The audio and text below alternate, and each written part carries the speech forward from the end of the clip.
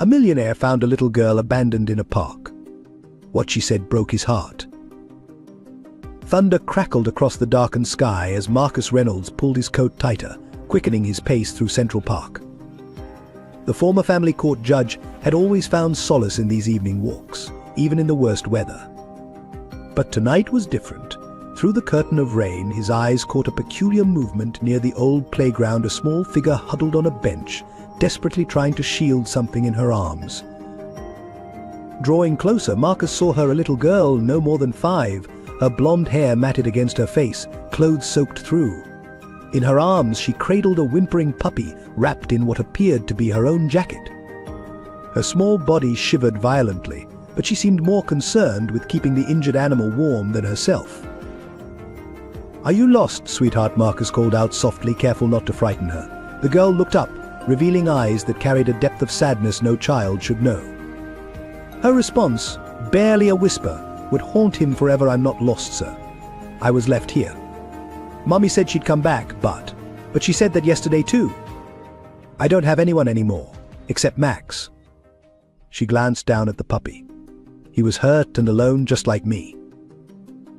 In that moment, as lightning illuminated her tear-stained face, Marcus Reynolds felt something he hadn't experienced since losing his own family 3 years ago, a profound call to action that would change not only his life but expose a darkness lurking beneath their city's polished surface. Before diving into this touching story, take a moment to share your location in the comments below. Your support means the world to us. Don't forget to subscribe to join our growing community of storytellers. Marcus Reynolds stood at his office window, gazing at the Manhattan skyline as he packed the last remnants of his judicial career into a cardboard box. After 15 years serving as a family court judge, his reputation for unwavering integrity had earned him both powerful allies and dangerous enemies. The brass nameplate on his desk, now tarnished with age, reflected a career dedicated to protecting society's most vulnerable, its children.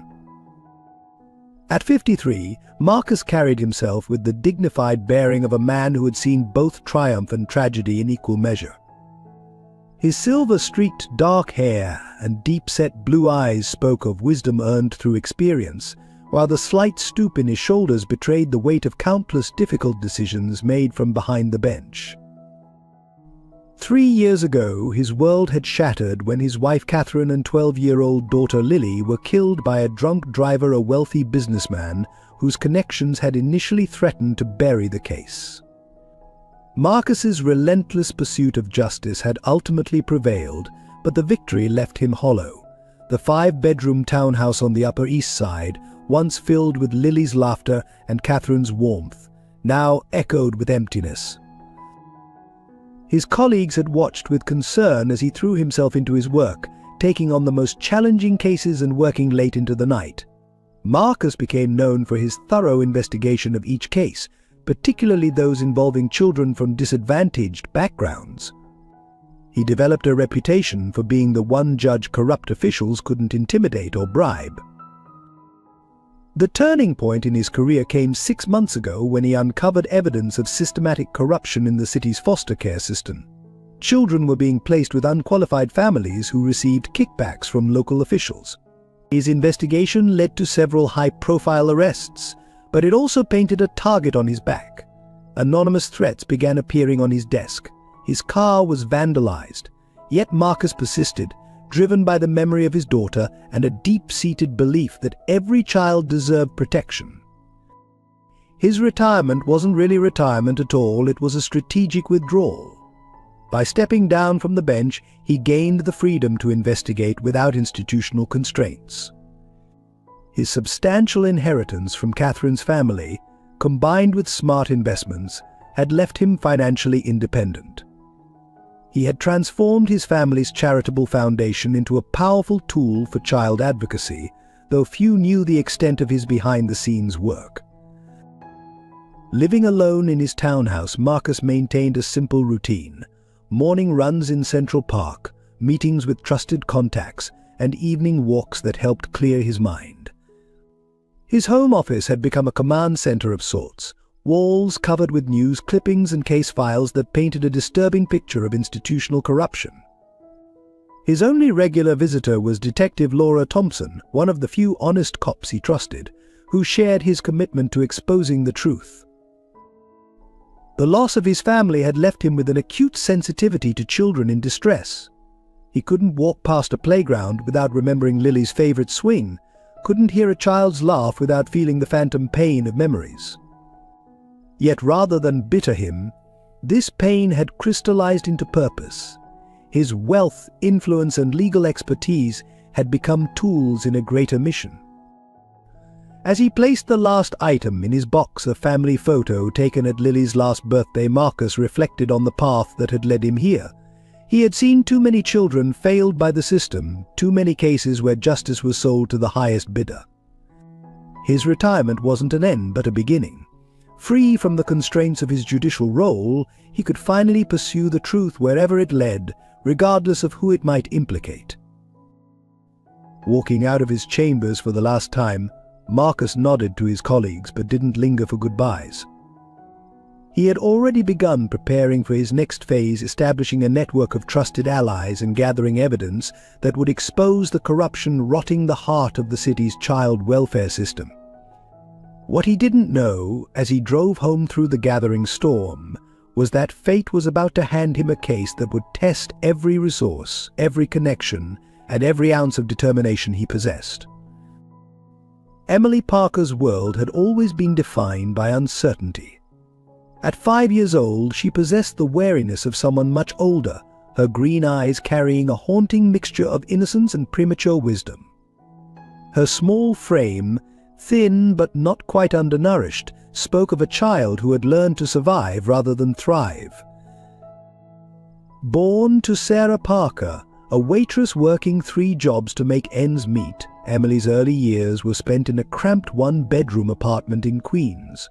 Her mother, despite the grinding poverty and exhaustion, had filled their tiny home with love and creativity. They made up stories about princess warriors, drew pictures on recycled paper, and danced to music from a second-hand radio. Sarah had always promised Emily they would have their forever home someday, even as bills piled up and opportunities dwindled. The first fracture in their world came when Sarah lost her primary job at the diner. Unable to maintain their apartment, they entered the shelter system, bouncing between temporary accommodations. Emily learned to pack her few belongings quickly, to sleep in strange places, and to stay quiet when adults argued. Her stuffed rabbit, Mr. Hoppy, became her constant companion and confidant, its worn fur absorbing countless silent tears. In the foster care system, Emily experienced the darker side of humanity. Her first placement lasted 3 months before the family decided she was too quiet. The second home seemed better until she discovered her foster siblings stealing her mother's letters. The third placement ended abruptly when she reported her foster father's inappropriate behavior to a teacher, a complaint that mysteriously vanished from official records. Through it all, Sarah tried desperately to maintain contact, showing up at supervised visits with small gifts and big dreams. Emily treasured each moment, memorizing the smell of her mother's drugstore perfume and the sound of her laugh. But as months passed, the visits became less frequent. Sarah's eyes grew more haunted, her promises more desperate. Emily sensed something was wrong but couldn't understand what made her strong, loving mother so afraid. The night everything changed, Sarah had hurriedly dressed Emily in all the clothes she could layer, tucking extra socks and her daughter's birth certificate into Mr. Hoppy's worn stuffing. They took an erratic path through the city, switching subway lines multiple times. Emily noticed her mother constantly looking over her shoulder, clutching her hand too tightly. In Central Park, Sarah had knelt before her daughter, tears streaming down her face. "Remember how brave your warrior princesses are," she whispered. "You need to be just as brave now. Stay here by this playground. Someone good will find you. Don't tell anyone about Mummy's special friends or the men who watch our house. Promise me." Baby, her last kiss felt like goodbye, though Emily didn't understand why. That was yesterday. Emily had stayed on the bench, watching families come and go, fighting the urge to run after each dark-haired woman who resembled her mother. When it started raining, she almost left, but Sarah's words kept her rooted to the spot. Then she heard the whimper. Under the slide, she found a small puppy, limping and shivering. Without hesitation, Emily removed her outer jacket, one of the layers her mother had insisted on, and wrapped it around the trembling animal. "I'll protect you," she whispered, channeling her inner warrior princess. "We can be alone together." Hours passed. The park emptied. Storm clouds gathered. Still, Emily waited, dividing her last granola bar between herself and her new friend. She had named him Max, after the brave police dog in her favorite library book. As thunder began to rumble, she huddled closer to Max, her small body shielding him from the rain, while her mind raced with questions she was too afraid to answer. What Emily couldn't know was that her mother's desperate actions were part of a larger, darker story. She couldn't understand that Sarah's strange behavior and sudden disappearance were linked to a criminal network that had ensnared them both. She only knew that her world had shrunk to this moment: a cold bench, a wounded puppy, and the fading hope that anyone would prove her mother right about good people still existing in their harsh world. As lightning split the sky, Emily clutched Max closer, whispering one of her mother's favorite sayings: "Brave girls don't cry." But in the growing darkness, with rain masking her tears, she allowed herself to be just a scared little girl, waiting for the help her mother had promised would come. Sarah Parker's absence loomed larger than her presence in the story that was about to unfold. At 32, she had once been a woman of vibrant dreams, her dark hair and green eyes so like Emily's, often lighting up with plans for their future. A former nursing student forced to drop out when her parents died, Sarah had maintained her compassionate nature despite life's hardships. What no one knew was that her involvement with a local charity had inadvertently connected her to a human trafficking ring masquerading as a legitimate organization. Her desperate attempt to protect Emily came after discovering the truth about the special opportunities they offered struggling single mothers. Oh.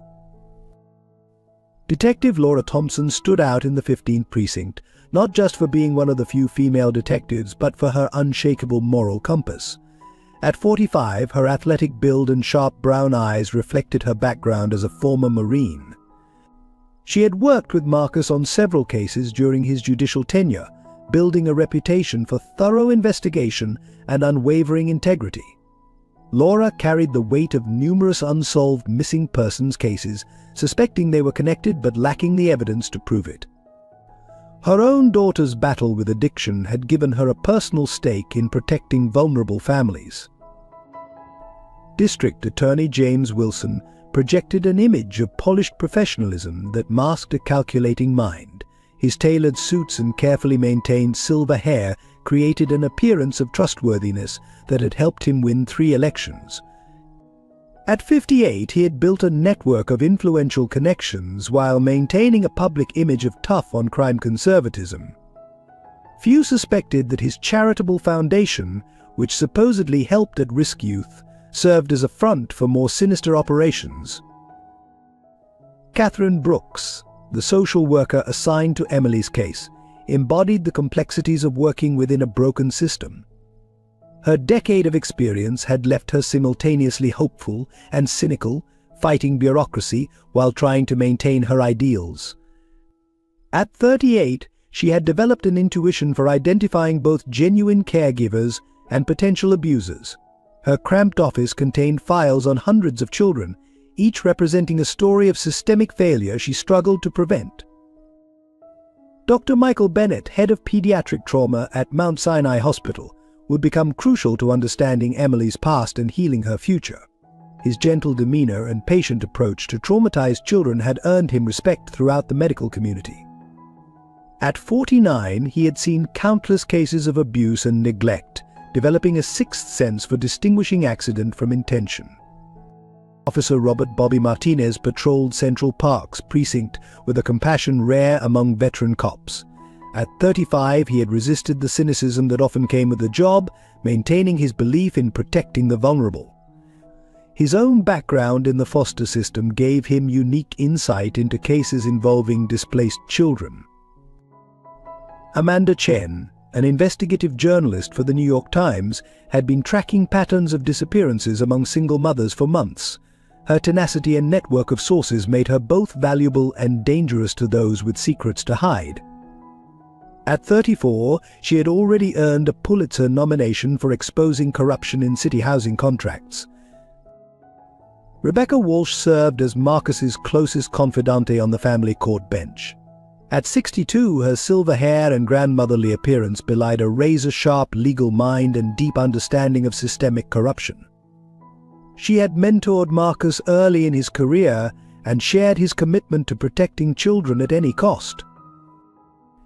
These individuals would become unwitting players in a drama that would expose the dark underbelly of New York's child welfare system. Each brought their own motivations, wounds, and strengths to the unfolding story. Some would prove to be allies in the fight for justice, while others harbored secrets that would threaten everything Marcus and Emily were building. Their interconnected lives formed a web of relationships, each strand capable of strengthening or devastating the fragile new bond forming between a former judge and an abandoned child. As the storm that brought Marcus and Emily together continued to rage over New York City, none of them realized how their actions in the coming weeks would reshape not only their own lives but the entire system they operated within. In the complex tapestry of urban life, these supporting characters would each play crucial roles in either protecting or threatening the unlikely family forming in the heart of Manhattan. Their choices, past and future, would ripple through the lives of countless others, proving that in the fight for justice and love, no one stands truly alone. The rain intensified as Marcus approached the small figure on the bench, his judicial instincts warring with basic human compassion. Years of experience had taught him the dangers of getting personally involved, yet something about this scene demanded more than just a call to social services. Lightning illuminated the girl's face periodically, revealing a determination that belied her obvious fear. "I'm Marcus," he said softly, crouching down to her eye level while maintaining a respectful distance. "And who might you and your friend be?" He gestured to the whimpering bundle in her arms, noting how she instinctively tightened her grip on the injured puppy. The girl's eyes darted between his face and the park entrance, clearly weighing whether to trust him. "I'm Emily," she whispered finally. "And this is Max. He's hurt, but I'm protecting him." Her voice carried a strength that made Marcus's heart ache. Here was a child, soaked to the bone, more concerned with an injured animal than her own welfare. The parallels to his daughter Lily, who had once brought home every stray she found, weren't lost on him. Thunder crashed overhead, causing Emily to flinch. Marcus noticed she was shivering violently despite multiple layers of clothing. Making a quick decision, he removed his coat and held it out to her. "May I?" he asked, waiting for her nod before gently draping it around both her and Max. The coat engulfed her small frame, making her appear even tinier. As a former judge, Marcus knew the proper protocols: call the police, maintain distance, wait for authorities. But the storm was worsening, and Emily's lips were taking on a bluish tinge. "There's a 24-hour veterinary clinic 2 blocks from here," he said carefully. "Would you like to get Max some help?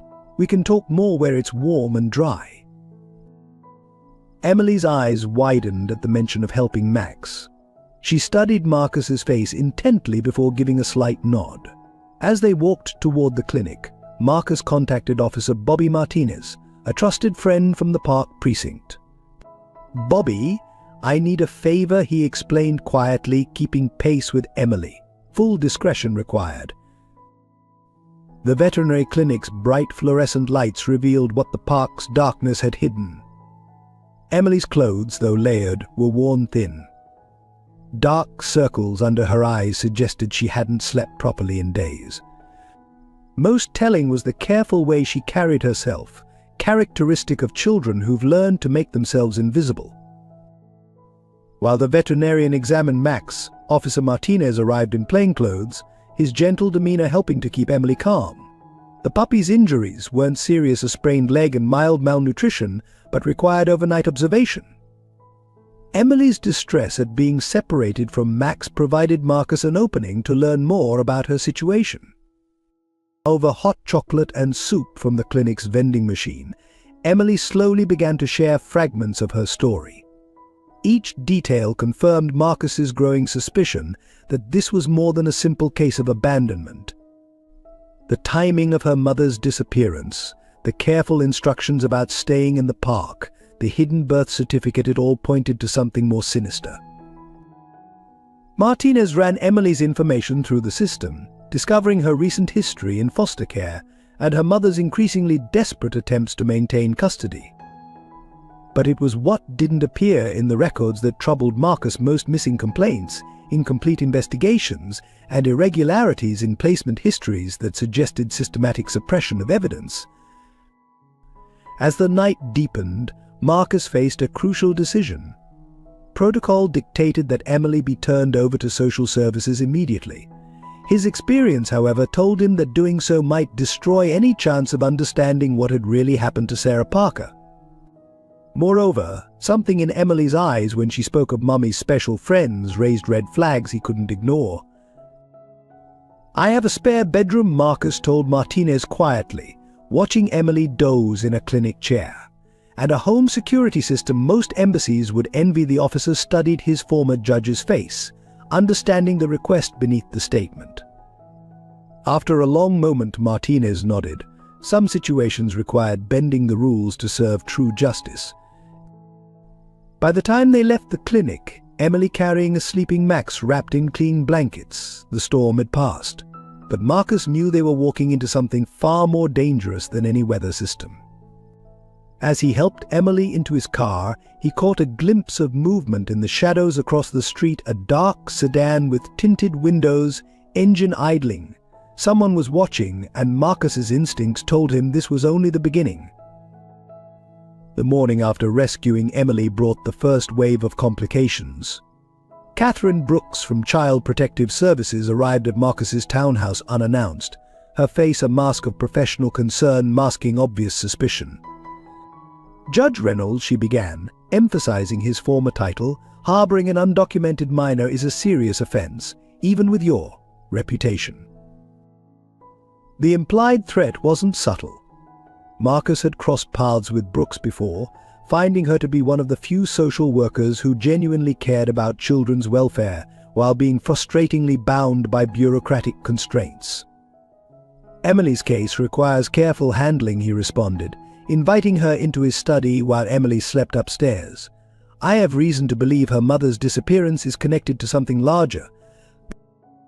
Brooks's expression shifted as Marcus shared his suspicions about the irregularities in Emily's files. The missing abuse reports, the suspicious transfers between foster homes, the pattern of documentation that seemed deliberately incomplete, it painted a disturbing picture. "If you're right," she said finally, "going through official channels could put her at risk." Their conversation was interrupted by a commotion outside. A news van had parked across the street, and a reporter was already broadcasting live. "Former family court judge accused of improper relationship with abandoned child," the headline scrolled across the bottom of their van's display screen. Marcus recognized the reporter, James Wilson's niece, known for sensationalist exposes that served her uncle's political agenda.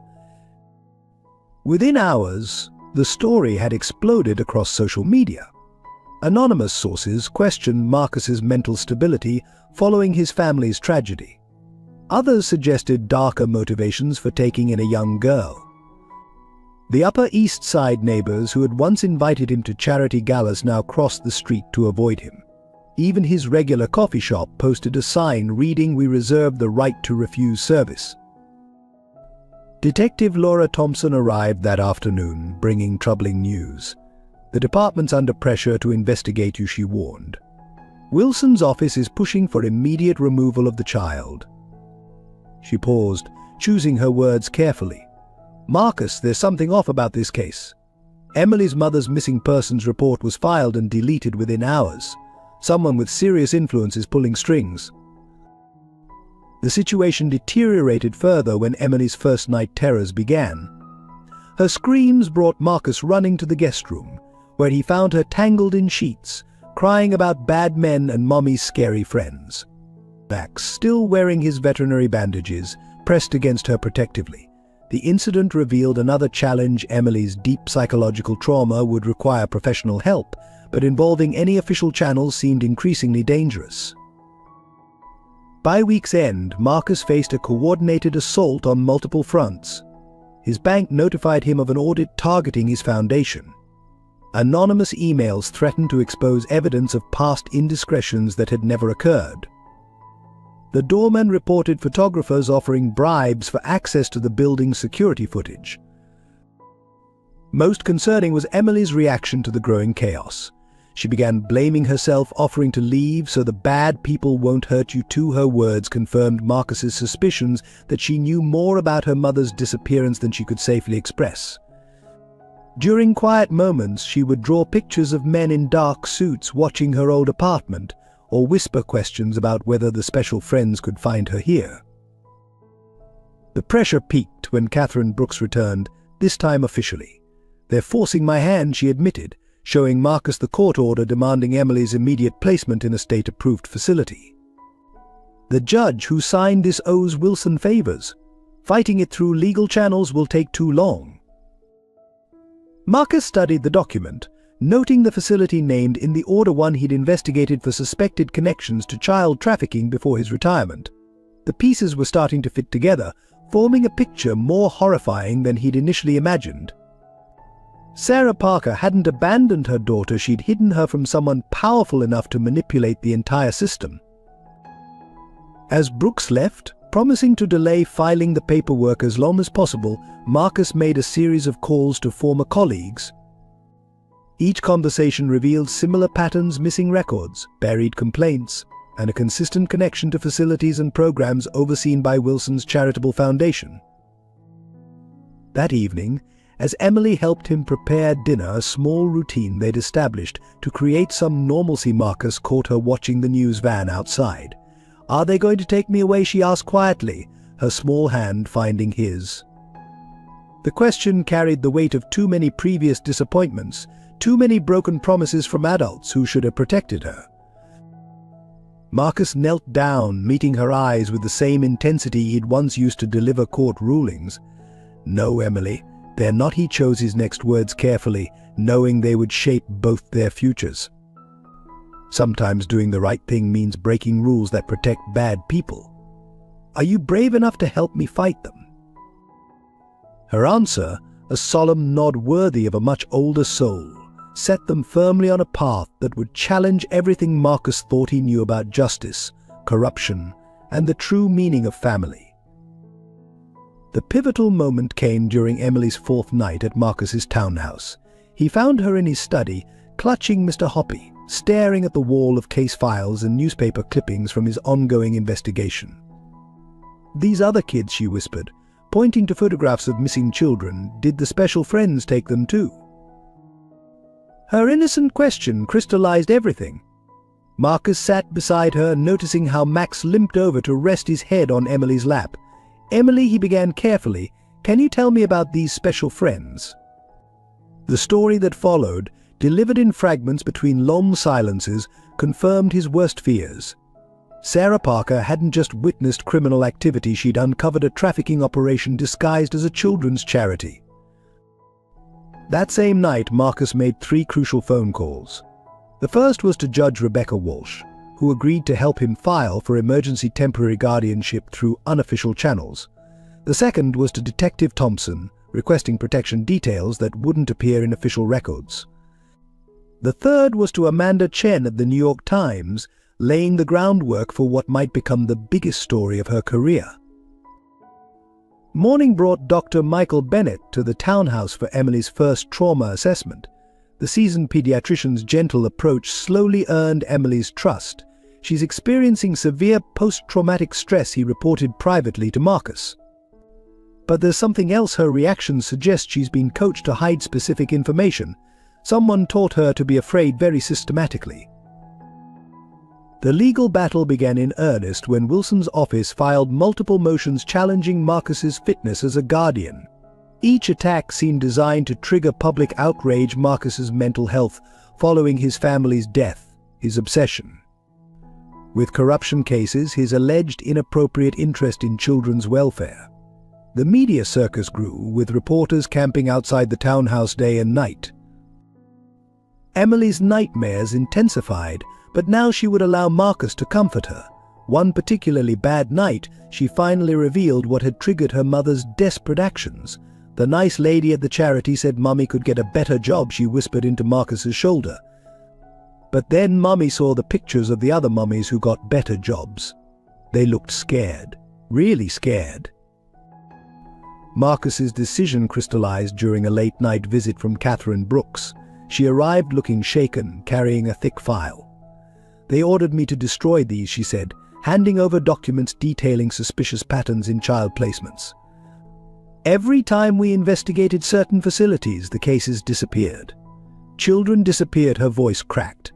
"I can't be part of this anymore." Or the threats escalated. Marcus's home security system detected multiple attempted breaches. Anonymous notes appeared, containing photos of Emily at her new therapist's office, at the veterinary clinic checking on Max's recovery, even playing in the townhouse's private courtyard. Each carried the same message: children belong with their real families. Detective Thompson's unofficial protection detail intercepted several suspicious individuals attempting to access the building. "They're professional," she warned Marcus. "This isn't just about silencing one witness anymore. They're afraid of what Emily might have seen or heard." The breaking point came when Emily's former foster father, the one whose abuse complaint had mysteriously vanished, petitioned for custody. The man's sudden financial windfall and connections to Wilson's foundation were too blatant to ignore. Marcus knew they had to act before the corrupt system could reassert control. In his study, surrounded by evidence of a conspiracy that went deeper than he'd ever imagined, Marcus made his final decision. He would not only protect Emily, but use their situation to expose the entire network. The cost would be enormous: his reputation, possibly his freedom, certainly his safety. But looking at Emily curled up in an armchair with Max, trustingly drawing pictures of her missing mother, he knew there was no other choice. "We're going to help other kids like you," he told her that evening, as they shared hot chocolate and watched the sunset from the secure rooftop garden. "But it might get scary sometimes. Are you sure you want to stay with me?" Emily's response was to slip her small hand into his, a gesture of trust that carried more weight than any legal document.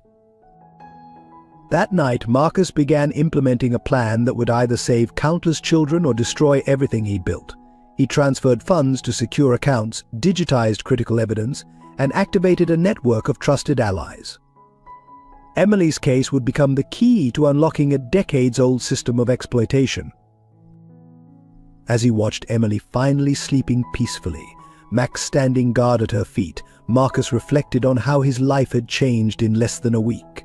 He had started out trying to save one child, but had stumbled upon an opportunity to save many more. The path ahead was dangerous, but for the first time since losing his family, Marcus felt truly alive. He had found not just a purpose, but a daughter to protect and a battle worth fighting. Take a moment to show your support with a quick like. It helps our story reach others who might be touched by Marcus and Emily's powerful journey of hope and justice. The first breakthrough in Marcus's investigation came through an unexpected source. While reviewing Sarah Parker's employment history, Detective Thompson discovered that 6 other waitresses from the same diner had vanished over the past 18 months. All single mothers, all approached by the same charitable organization offering better opportunities. Look at this. Thompson spread photographs across Marcus's desk late one evening. Each woman disappeared exactly 2 weeks after their first contact with Hope's Haven Foundation. The foundation, ostensibly providing job training and placement for struggling single parents, was one of Wilson's most celebrated charitable ventures. Emily, playing quietly in the corner with Max, suddenly looked up at the foundation's logo displayed on Thompson's laptop. "That's the pretty building," she said softly, "where the ladies with big smiles gave mummy papers." Her casual observation sent Marcus and Thompson exchanging significant looks. The Foundation's offices weren't listed in any of Sarah's known contacts. Digging deeper revealed a disturbing pattern. Hope's Haven specialized in identifying vulnerable mothers, particularly those with young daughters. They offered seemingly legitimate assistance job training, housing support, childcare, but their records showed inconsistencies. Money flowed through a maze of shell companies, eventually connecting to offshore accounts linked to known trafficking operations. Marcus enlisted Amanda Chen's investigative skills to trace the Foundation's board members. "These aren't just wealthy philanthropists," she reported, showing him a complex web of connections. "They're gatekeepers. Every major city contract involving children's services goes through companies they control." The implications were staggering. The trafficking operation wasn't just exploiting the system, it was the system. The first warning came in the form of a dead bird left on Marcus's doorstep. The next day, Emily's therapist received an anonymous complaint threatening her license. Detective Thompson found her car's brake lines cut. Each threat carried the same message: stop investigating Hope's Haven. Emily proved to be an unexpected source of crucial information. During art therapy sessions, she drew detailed pictures of the Foundation's offices, including secure areas not shown in public floor plans. The basement had special rooms, she mentioned while coloring. "Mummy saw them when she stayed late to clean. That's when she got scared."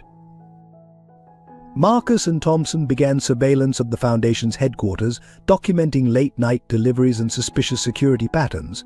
They identified several guards with criminal backgrounds, all hired through a company owned by Wilson's brother-in-law. More disturbing were the regular visits from prominent city officials during off-hours. The operation's sophistication became clear when Marcus discovered his own home had been bugged. Professional sweeps revealed surveillance devices in his study, Emily's bedroom, even Max's collar. Someone had accessed the townhouse despite state-of-the-art security. The violation confirmed they were getting close to something big.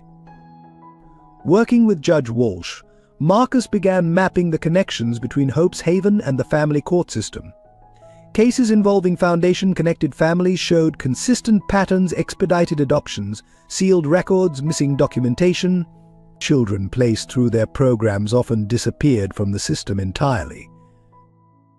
Emily's nightmares provided additional clues. She spoke of overheard conversations, names mentioned in whispered phone calls, faces she'd seen visiting her mother's workplace.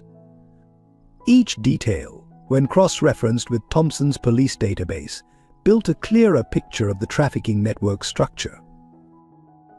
The investigation nearly derailed when Wilson's office launched a surprise audit of Marcus's Foundation. The timing wasn't coincidental. They'd just identified a key witness, a former Hope's Haven employee willing to testify about document falsification. The witness disappeared the next day, leaving behind a hastily scrawled note: "They know everything." Marcus realized they needed to accelerate their timeline. Emily's court-mandated review was approaching, and Wilson's influence over the family court system meant they could lose everything with one unfavorable ruling. They needed concrete evidence linking Hope's Haven to the disappeared mothers. The breakthrough came from an unlikely alliance. Catherine Brooks, risking her career, provided access to sealed case files revealing a pattern of child placements through Hope's Haven-affiliated foster homes. These homes, despite numerous abuse allegations, continued receiving children thanks to Wilson's intervention. As Marcus and Thompson compiled their evidence, Emily showed increasing signs of remembering crucial details about her mother's disappearance. During a particularly difficult therapy session, she recalled overhearing a phone conversation. Mommy was crying, saying she wouldn't help them find more special girls. That's when she said we had to run. The investigation was becoming a race against time. Each day brought them closer to exposing the truth, but also increased the danger.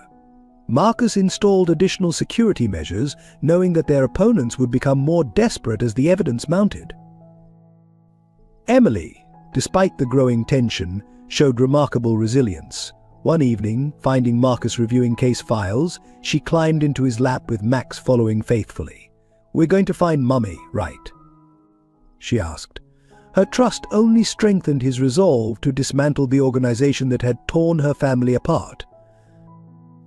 The toll of protecting Emily while investigating Hope's Haven began to manifest in unexpected ways. Marcus found himself haunted by new nightmares, where Lily and Emily's faces merged in scenes of unspeakable danger. He'd wake in cold sweats, compulsively checking the security monitors in Emily's room, where Max's steady presence provided some comfort. The public pressure intensified daily. During a rare outing to Emily's therapy appointment, they encountered a group of protesters carrying signs with slogans like "Children need mothers," "Not judges," and "Stop judicial kidnapping." Emily clutched Marcus's hand tighter, whispering, "They're like the angry people who made Mummy cry." Her words suggested Sarah had faced similar intimidation. Emily's struggles at school created another layer of complexity. Despite the private academy's discretion and security, she found it difficult to connect with other children. During a parent-teacher conference, her teacher shared concerns she spends recess watching the parking lot, marking down license plate numbers. When asked why, she says she's looking for bad men. The isolation affected them both. Marcus's former colleagues stopped returning calls. Long-standing dinner invitations were rescinded. Even his regular chess partner at the park, a retired detective, suddenly became too busy for their weekly games. The message was clear: association with Marcus had become toxic. Dr. Bennett's weekly evaluations of Emily revealed growing anxiety beneath her brave facade. "She's developing hypervigilance," he explained during a private consultation. "While her attachment to you is healthy, she's convinced that showing any vulnerability will result in separation. The trauma of losing her mother is compounded by the constant threat of losing you too." The media siege worsened when tabloids published old photos of Marcus's daughter, drawing cruel parallels between Lily's death and his obsession with Emily. The implications were devastating. Emily found one newspaper in the recycling and asked, through tears, "Am I making you sad like your real daughter?" It took hours to reassure her, highlighting the fragility of their developing bond. Financial pressures mounted as Wilson's allies targeted Marcus's assets. His foundation's donors withdrew support, citing controversy concerns. Bank loans were mysteriously called in. Even his health insurance dropped him, claiming administrative errors. The message was clear: they would strip away every resource until he surrendered Emily to the system. Max's presence became increasingly crucial for Emily's stability. The formerly injured puppy had grown into a loyal guardian, alerting them to unexpected noises and comforting Emily during her nightmares.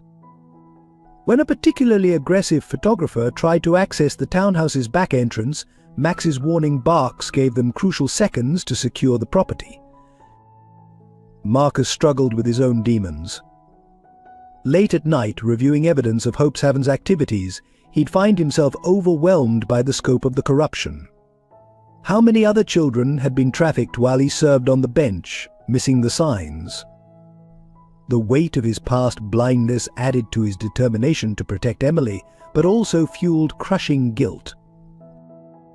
Their daily routine became a careful balance of normality and vigilance. Breakfast together was punctuated by security checks. Homework sessions were interrupted by calls from Detective Thompson with updates on surveillance.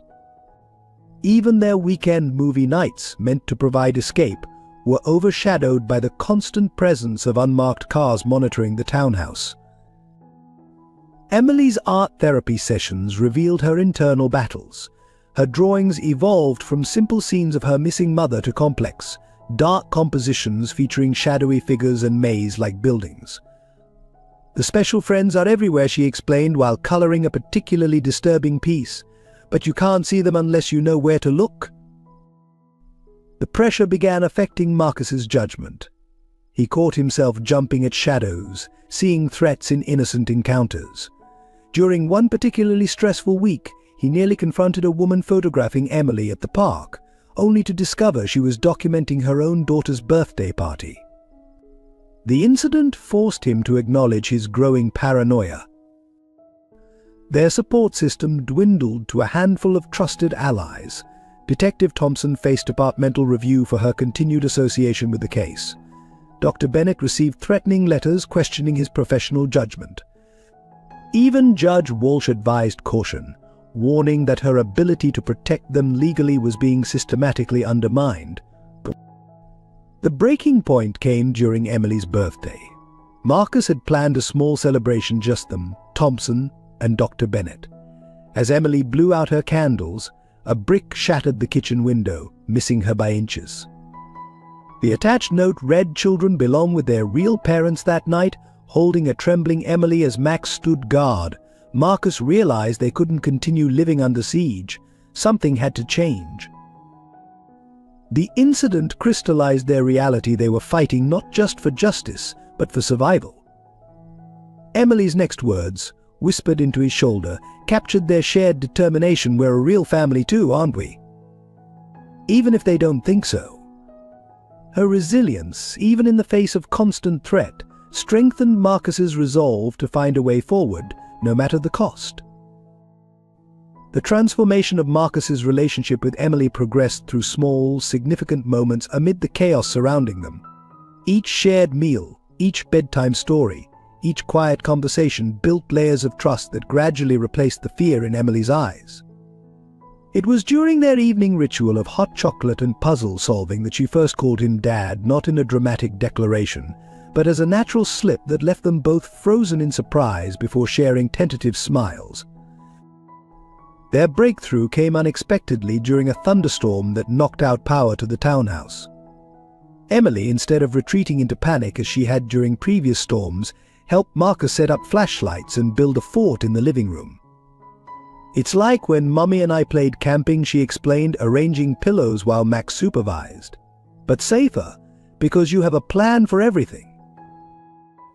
Dr. Bennett noted significant progress in Emily's therapy sessions. She's developing healthy attachment patterns, he reported, showing Marcus her recent drawings. Where once she drew herself alone or in danger, now her pictures featured a growing family herself, Marcus, Max, and notably her mother Sarah, drawn not as a ghost or distant figure, but as someone waiting to come home. Their daily routines evolved into comfortable patterns that helped both heal. Morning walks with Max became opportunities for Emily to share fragments of her past, each revelation offered with increasing confidence that Marcus would listen without judgment.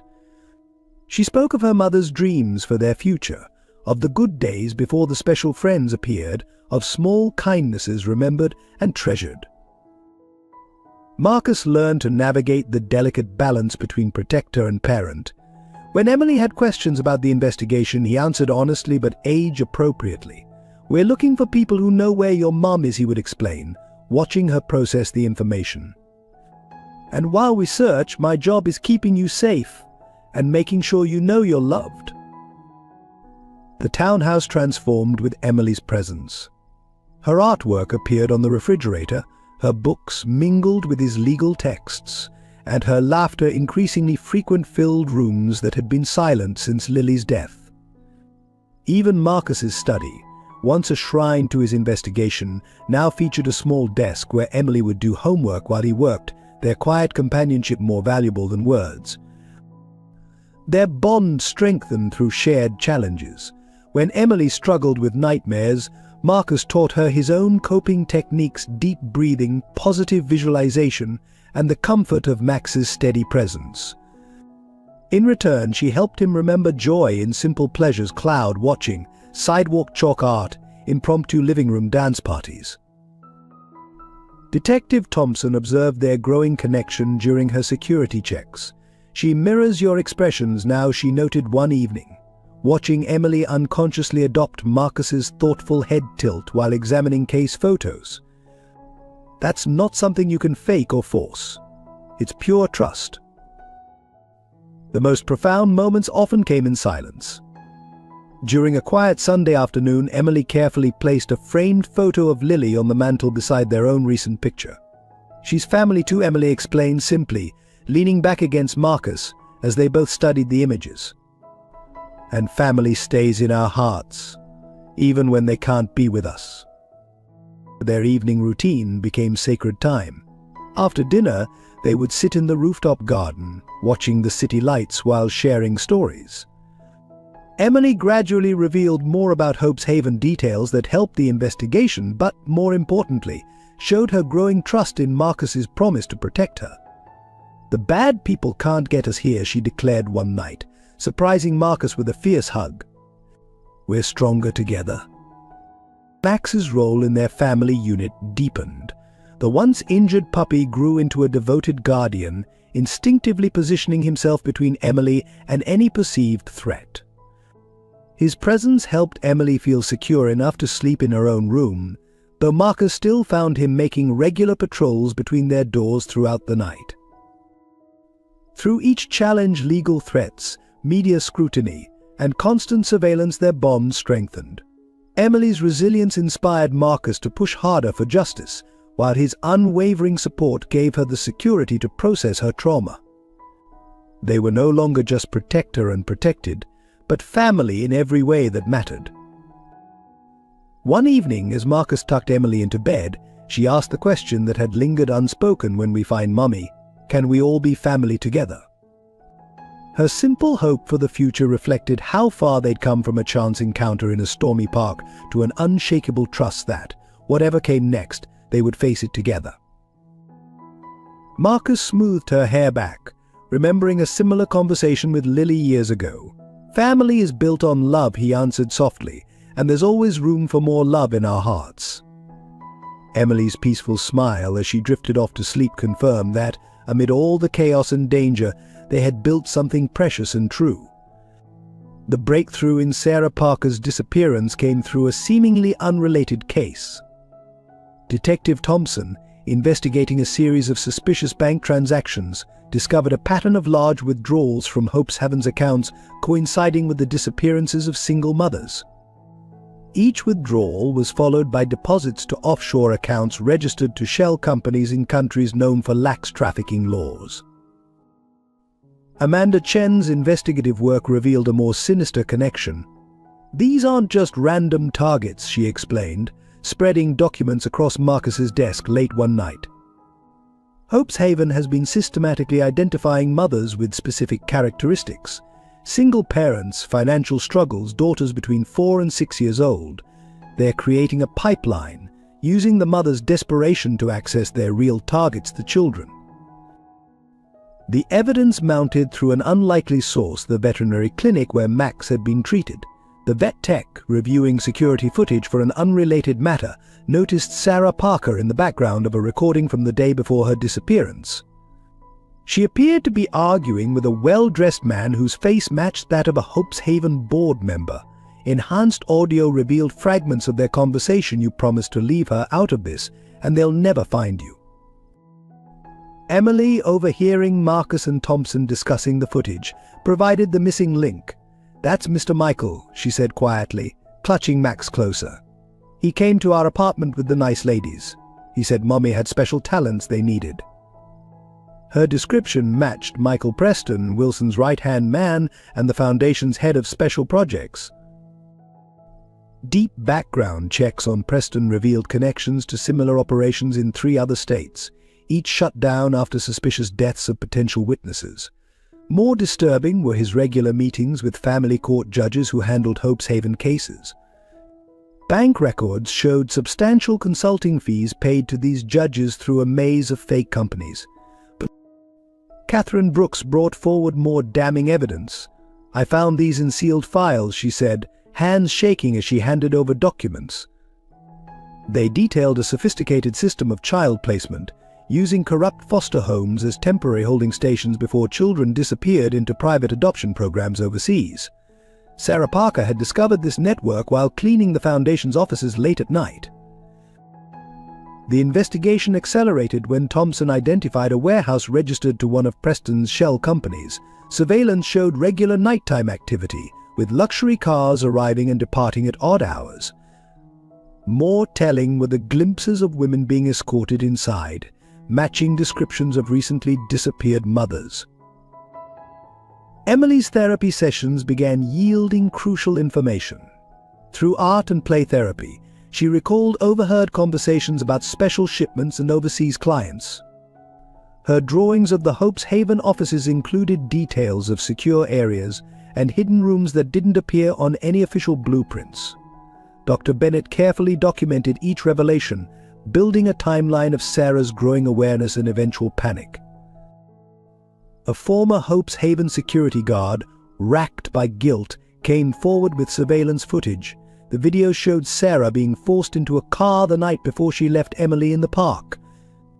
More footage revealed the systematic way the Foundation groomed vulnerable families, offering help with one hand while gathering blackmail material with the other.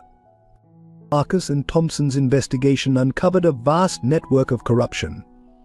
Hope's Haven was merely the public face of an operation that extended into every level of city government. Wilson's charitable foundation served as a clearinghouse, using legitimate philanthropy to mask the trafficking of children and exploitation of desperate mothers. The evidence trail led to high-ranking officials in the police department, family court system, and city hall. Financial records showed millions flowing through charities connected to Wilson's foundation, each transaction carefully disguised as legitimate aid to underprivileged families. The money ultimately traced back to wealthy clients overseas who paid premium prices for special adoptions. Emily's memories, carefully drawn out through therapy, provided crucial details about the Foundation's internal operations. She remembered secret rooms where mothers were interviewed, special phones that only rang at night, and conversations about boats and private planes. Each detail, when cross-referenced with shipping records and flight logs, confirmed patterns of human trafficking. The investigation reached a critical point when Marcus received an encrypted email from Sarah Parker herself. Sent through multiple proxy servers, it contained proof of life and a desperate message: "They're moving us soon. Emily has the key the bunny knows." The message led to the discovery of encrypted documents hidden in Mr. Hoppy's stuffing, providing detailed evidence of Hope's Haven's criminal enterprise. Working with Judge Walsh, Marcus began building a legal case that would be impossible to suppress. They documented every connection, every transaction, every abuse of power. The evidence painted a picture of systematic exploitation that had operated unchecked for years, protected by those sworn to prevent such crimes. The truth about Sarah's disappearance finally emerged through a combination of Emily's memories, financial records, and surveillance footage. She hadn't abandoned her daughter, she had sacrificed everything to protect her. Upon discovering the true nature of Hope's Haven's operations, Sarah had gathered evidence, planning to expose them. When they discovered her actions, she had just enough time to hide Emily and her evidence before they took her. As Marcus compiled the final pieces of evidence, Emily's role in uncovering the truth became clear. Her innocent observations, combined with Sarah's carefully hidden documentation, provided the key to exposing a criminal enterprise that had seemed untouchable. The very system designed to protect children had been weaponized against them, using the desperation of mothers like Sarah to fuel a profitable trade in human misery. The warehouse surveillance finally provided the smoking gun they needed. Thompson's team, monitoring the location, documented clear evidence of human trafficking, including identified victims from multiple missing persons cases. The operation was larger than anyone had imagined, with connections to similar operations in cities across the country. The first attempt on Marcus's life came without warning.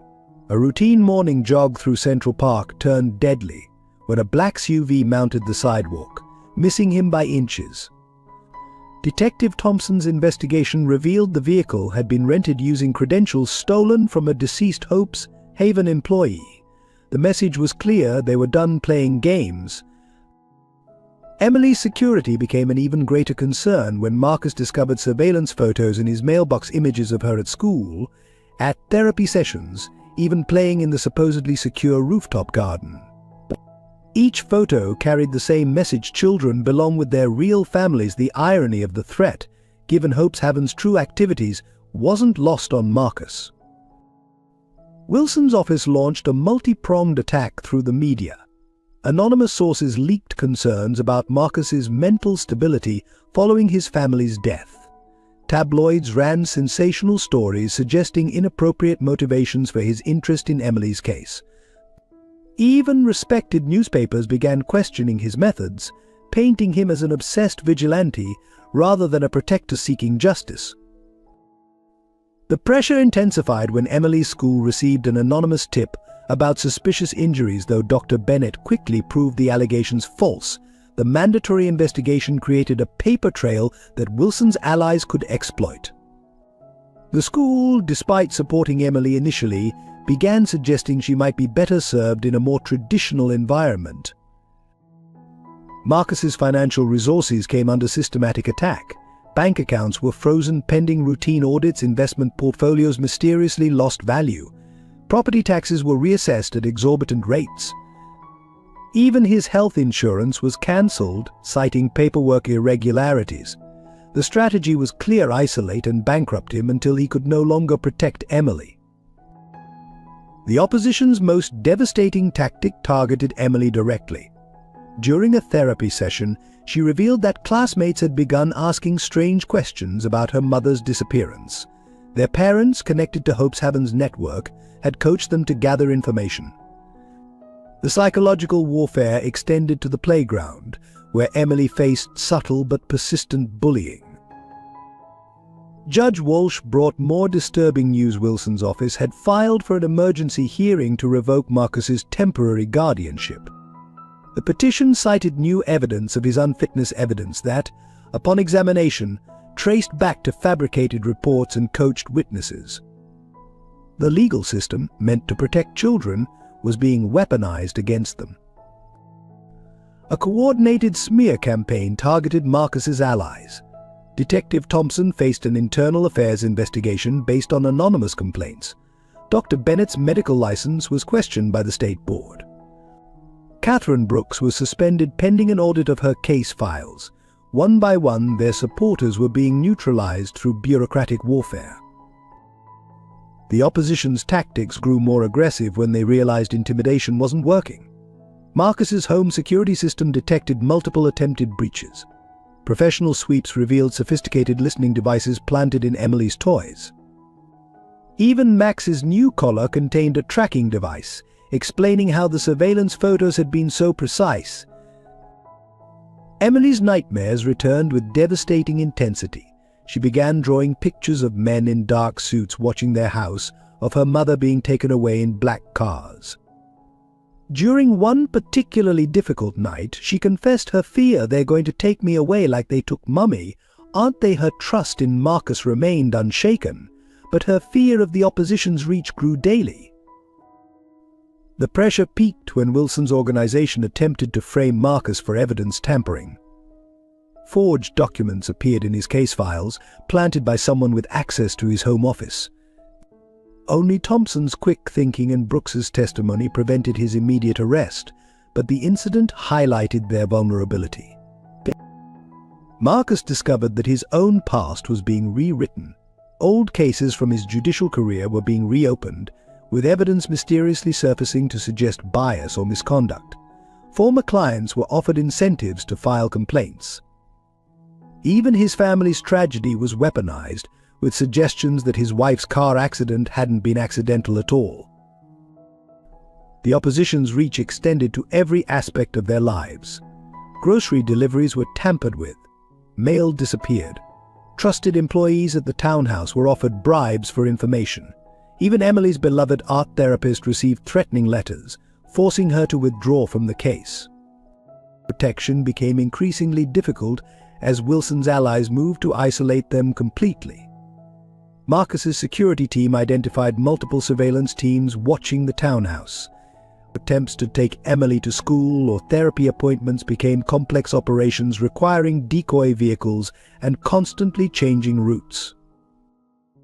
The psychological warfare escalated when Emily received a package at school, her mother's necklace, stained with what appeared to be blood. Though lab tests later proved the blood fake, the message devastated Emily and infuriated Marcus. The opposition was willing to traumatize a child to achieve their goals. Their enemy's most sophisticated attack came through cyber warfare. Marcus's secure communications were hacked, case files were corrupted, and fake evidence was planted on his devices.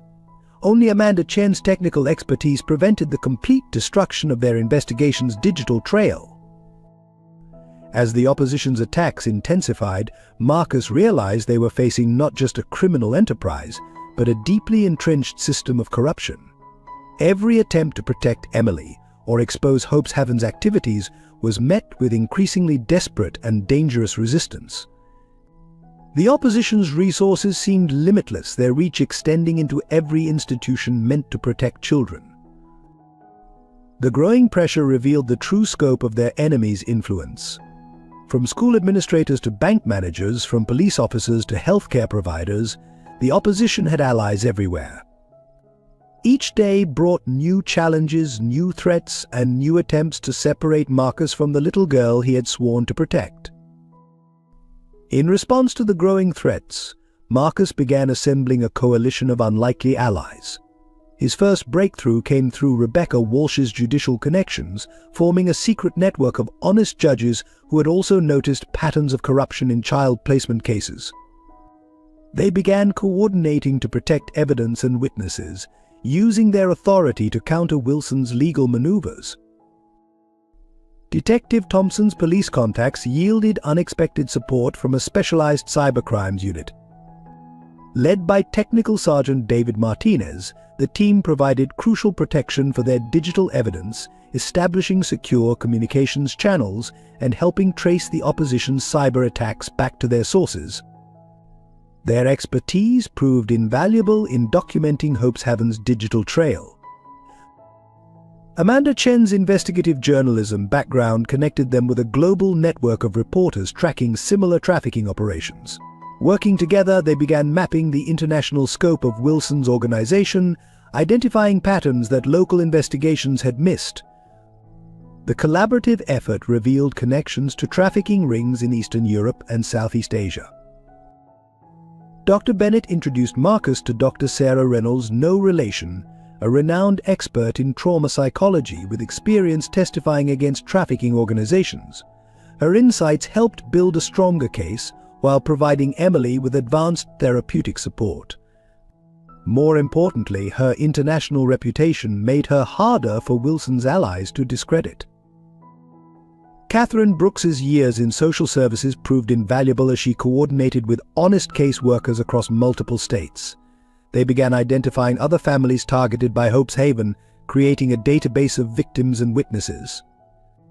Each connection strengthened their case while providing crucial support networks for survivors. A breakthrough alliance came from an unexpected quarter Wilson's former secretary, Janet Mitchell. Troubled by years of suspicious activities, she had maintained detailed records of meetings, phone calls, and document transfers. Her evidence provided crucial timestamps and participant lists for Hopehaven's illegal operations. Marcus's financial advisor, Michael Zhang, helped protect their resources by creating a complex network of trusts and foundations. Working with sympathetic bankers, they established secure funding channels for witness protection and evidence gathering. Their financial fortress proved resistant to Wilson's economic attacks. The alliance grew stronger when Thompson recruited Officer Bobby Martinez, who had first helped with Emily's case. His street-level contacts provided early warnings of opposition movements and helped identify surveillance teams. His presence added another layer of protection to their daily operations. Dr. Bennett's medical connections yielded support from Mount Sinai Hospital's Ethical Review Board. They began investigating suspicious patterns in medical records related to Hopehaven cases, documenting inconsistencies that suggested systematic abuse.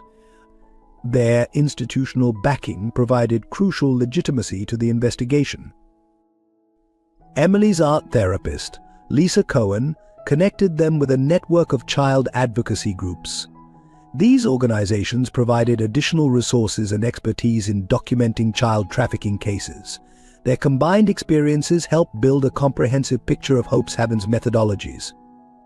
Technical support expanded through David Martinez's underground hacker contacts. These digital vigilantes, while keeping their distance, provided crucial intelligence about opposition movements and helped protect their electronic communications. Their skills proved essential in maintaining secure operations. Judge Walsh introduced Marcus to retired FBI agent Thomas Parker, who had investigated similar trafficking operations before being forced into early retirement. His expertise in building RICO cases helped them structure their evidence for maximum legal impact. His federal connections also provided additional layers of protection. The alliance's strength grew through careful compartmentalization. Each member knew only what they needed to know, protecting the overall operation if any individual was compromised. Regular security protocols, encrypted communications, and careful vetting of all contacts became standard procedure. Local business owners, remembering Marcus's fair treatment during his judicial career, formed an informal neighborhood watch. They provided early warnings of suspicious activities and helped maintain normal appearances for Emily's daily routines. Their community support proved invaluable in maintaining some normalcy. Religious leaders from various faiths joined the alliance, offering their facilities as safe meeting places and temporary shelters for witnesses.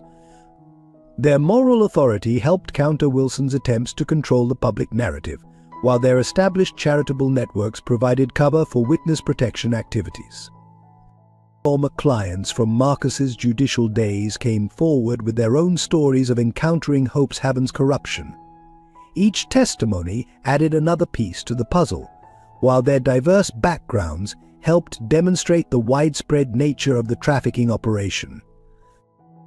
The alliance's most powerful addition came through Amanda Chen's connection to an international children's rights organization. Their resources and diplomatic connections provided crucial support for tracking Hope's Haven's overseas operations. Their involvement elevated the case from local corruption to international human rights violation. Emily's school principal, despite institutional pressure, became a secret ally. She helped protect Emily from opposition attempts to use the school system against them while documenting every suspicious interaction. Her professional reputation provided additional credibility to their evidence. Medical professionals from Dr. Bennett's network began documenting patterns of injuries in children placed through Hope's Haven-affiliated programs. Their clinical evidence strengthened the legal case while providing crucial support for victim testimony. As their alliance grew, so did their effectiveness in countering Wilson's operations. Each new member brought unique skills and resources, creating a sophisticated network capable of matching the opposition's reach. Their combined efforts began shifting the balance of power, transforming a desperate defense into a coordinated campaign for justice. The final confrontation began with a pre-dawn raid on Hope's Haven's headquarters. Detective Thompson, coordinating with trusted members of the FBI's Child Exploitation Task Force, executed simultaneous warrants at multiple locations. The timing was crucial. Their intelligence indicated plans to move several victims, including Sarah Parker, out of the country within hours. Marcus watched from a secure command center as tactical teams breached the building's seemingly legitimate facade. Emily sat beside him, clutching Mr. Hoppy, while Max maintained his protective stance. On multiple screens, years of investigation culminated in a precisely orchestrated operation. The Foundation's expensive security systems, designed to keep secrets in, proved ineffective against the concentrated force of justice. Inside the building, teams discovered hidden rooms exactly where Emily's drawings had indicated. Computer servers, despite last-minute attempts at destruction, yielded encrypted files documenting years of trafficking operations. In the basement, behind a false wall, they found a sophisticated processing center for creating false documentation, passports, birth certificates, and adoption papers for dozens of children. Wilson's reaction was swift and desperate. His legal team attempted to halt the raid with emergency injunctions, while his media allies launched a coordinated campaign questioning the operation's legitimacy. But Marcus had anticipated this. Judge Walsh had already secured federal warrants that superseded local interference, while Amanda Chen's network of journalists stood ready to counter the disinformation. The most dramatic moment came when SWAT teams breached a secure floor not shown on any official blueprints. There they found 7 women, including Sarah Parker, being held in preparation for international transfer. The women's testimony, recorded immediately by Agent Parker's team, provided devastating evidence of Hope Haven's true operations. Sarah's first words upon rescue were about Emily, confirming that her actions had always been to protect her daughter. While the raid proceeded, Marcus faced his own confrontation in an emergency court hearing. Wilson's organization had filed last-minute motions challenging everything from the search warrants to Marcus's guardianship of Emily. The proceedings turned explosive when Catherine Brooks presented documented evidence of judicial bribes, forcing several compromised judges to recuse themselves. But Emily's testimony, carefully prepared through months of therapy, proved pivotal. Speaking via closed-circuit television to protect her from intimidation, she described overheard conversations and witnessed events with remarkable clarity. Her simple, honest accounts of special friends and Mummy's scary meetings carried more weight than hours of technical testimony. The operation faced its most dangerous moment when Wilson himself appeared at the courthouse, surrounded by private security. His attempt to approach Emily was blocked by Max, whose protective growl drew security's attention. The confrontation proved fortunate. Wilson's security team was found to be carrying illegal weapons, adding federal charges to his growing list of problems. In the command center, Marcus and Thompson coordinated responses to multiple crises. Opposition forces had mobilized every available resource, from corrupt police officials attempting to interfere with evidence collection to cyber attacks on their secure communications. David Martinez's team worked frantically to maintain their network integrity while documenting each attempted breach as additional evidence. Sarah's rescue triggered another level of confrontation. Her immediate medical examination revealed evidence of systematic abuse, while her testimony opened new avenues of investigation. She described how Hope's Haven had evolved from legitimate charity to criminal enterprise, with Wilson using philanthropic connections to identify vulnerable families. The raid uncovered evidence far exceeding their expectations. Hidden financial records revealed a network extending into multiple countries. Surveillance footage documented meetings with known trafficking organizations. The most damning were recorded conversations of Wilson himself discussing merchandise and inventory terms that, in context, clearly referred to children. Emily watched the events unfold with remarkable composure, as if witnessing the resolution of a long-running nightmare. When Sarah's image appeared on one of the security feeds, Emily's quiet "Mummy's really alive" carried equal measures of relief and vindication. Her faith in Marcus had been rewarded, her memories proven true. Local news teams, alerted by Amanda Chen's network, broadcast live coverage of Hope Haven's facade crumbling literally and figuratively. The sight of federal agents escorting handcuffed executives through the Foundation's prestigious doors created images that would define the case in public memory.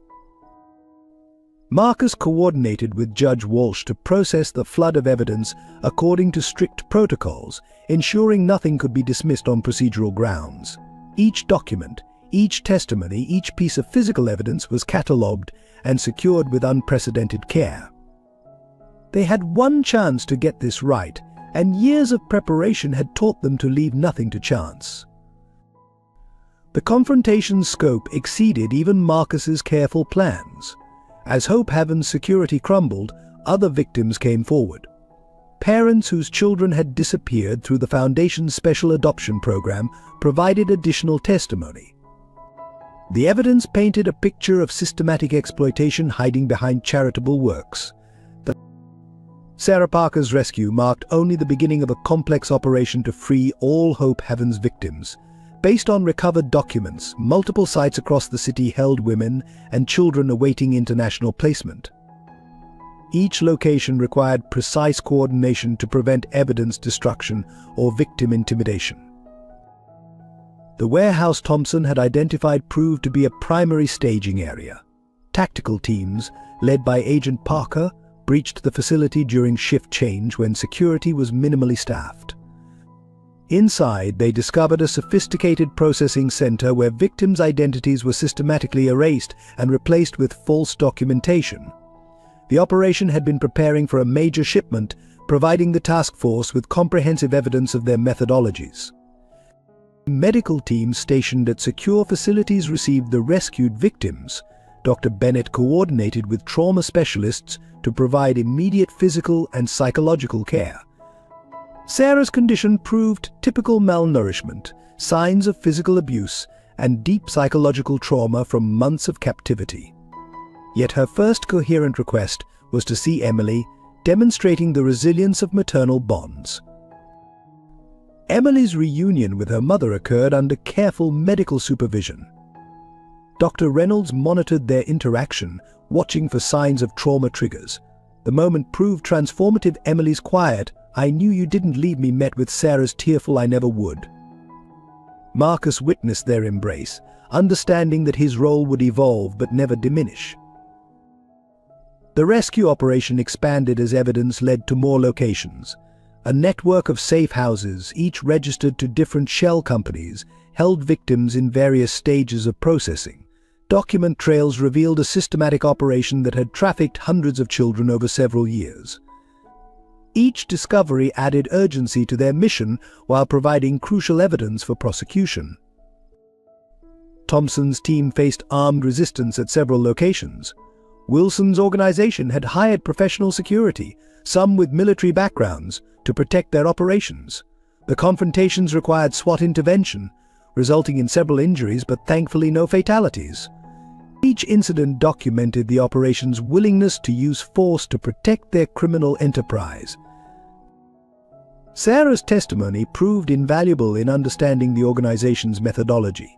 She described how Hope Haven targeted vulnerable families, using legitimate charitable work as cover for identification and assessment. Their process was chillingly efficient, identifying families in crisis, offering help with strings attached, then using gathered information for coercion and control. The operation recovered dozens of children from various holding facilities.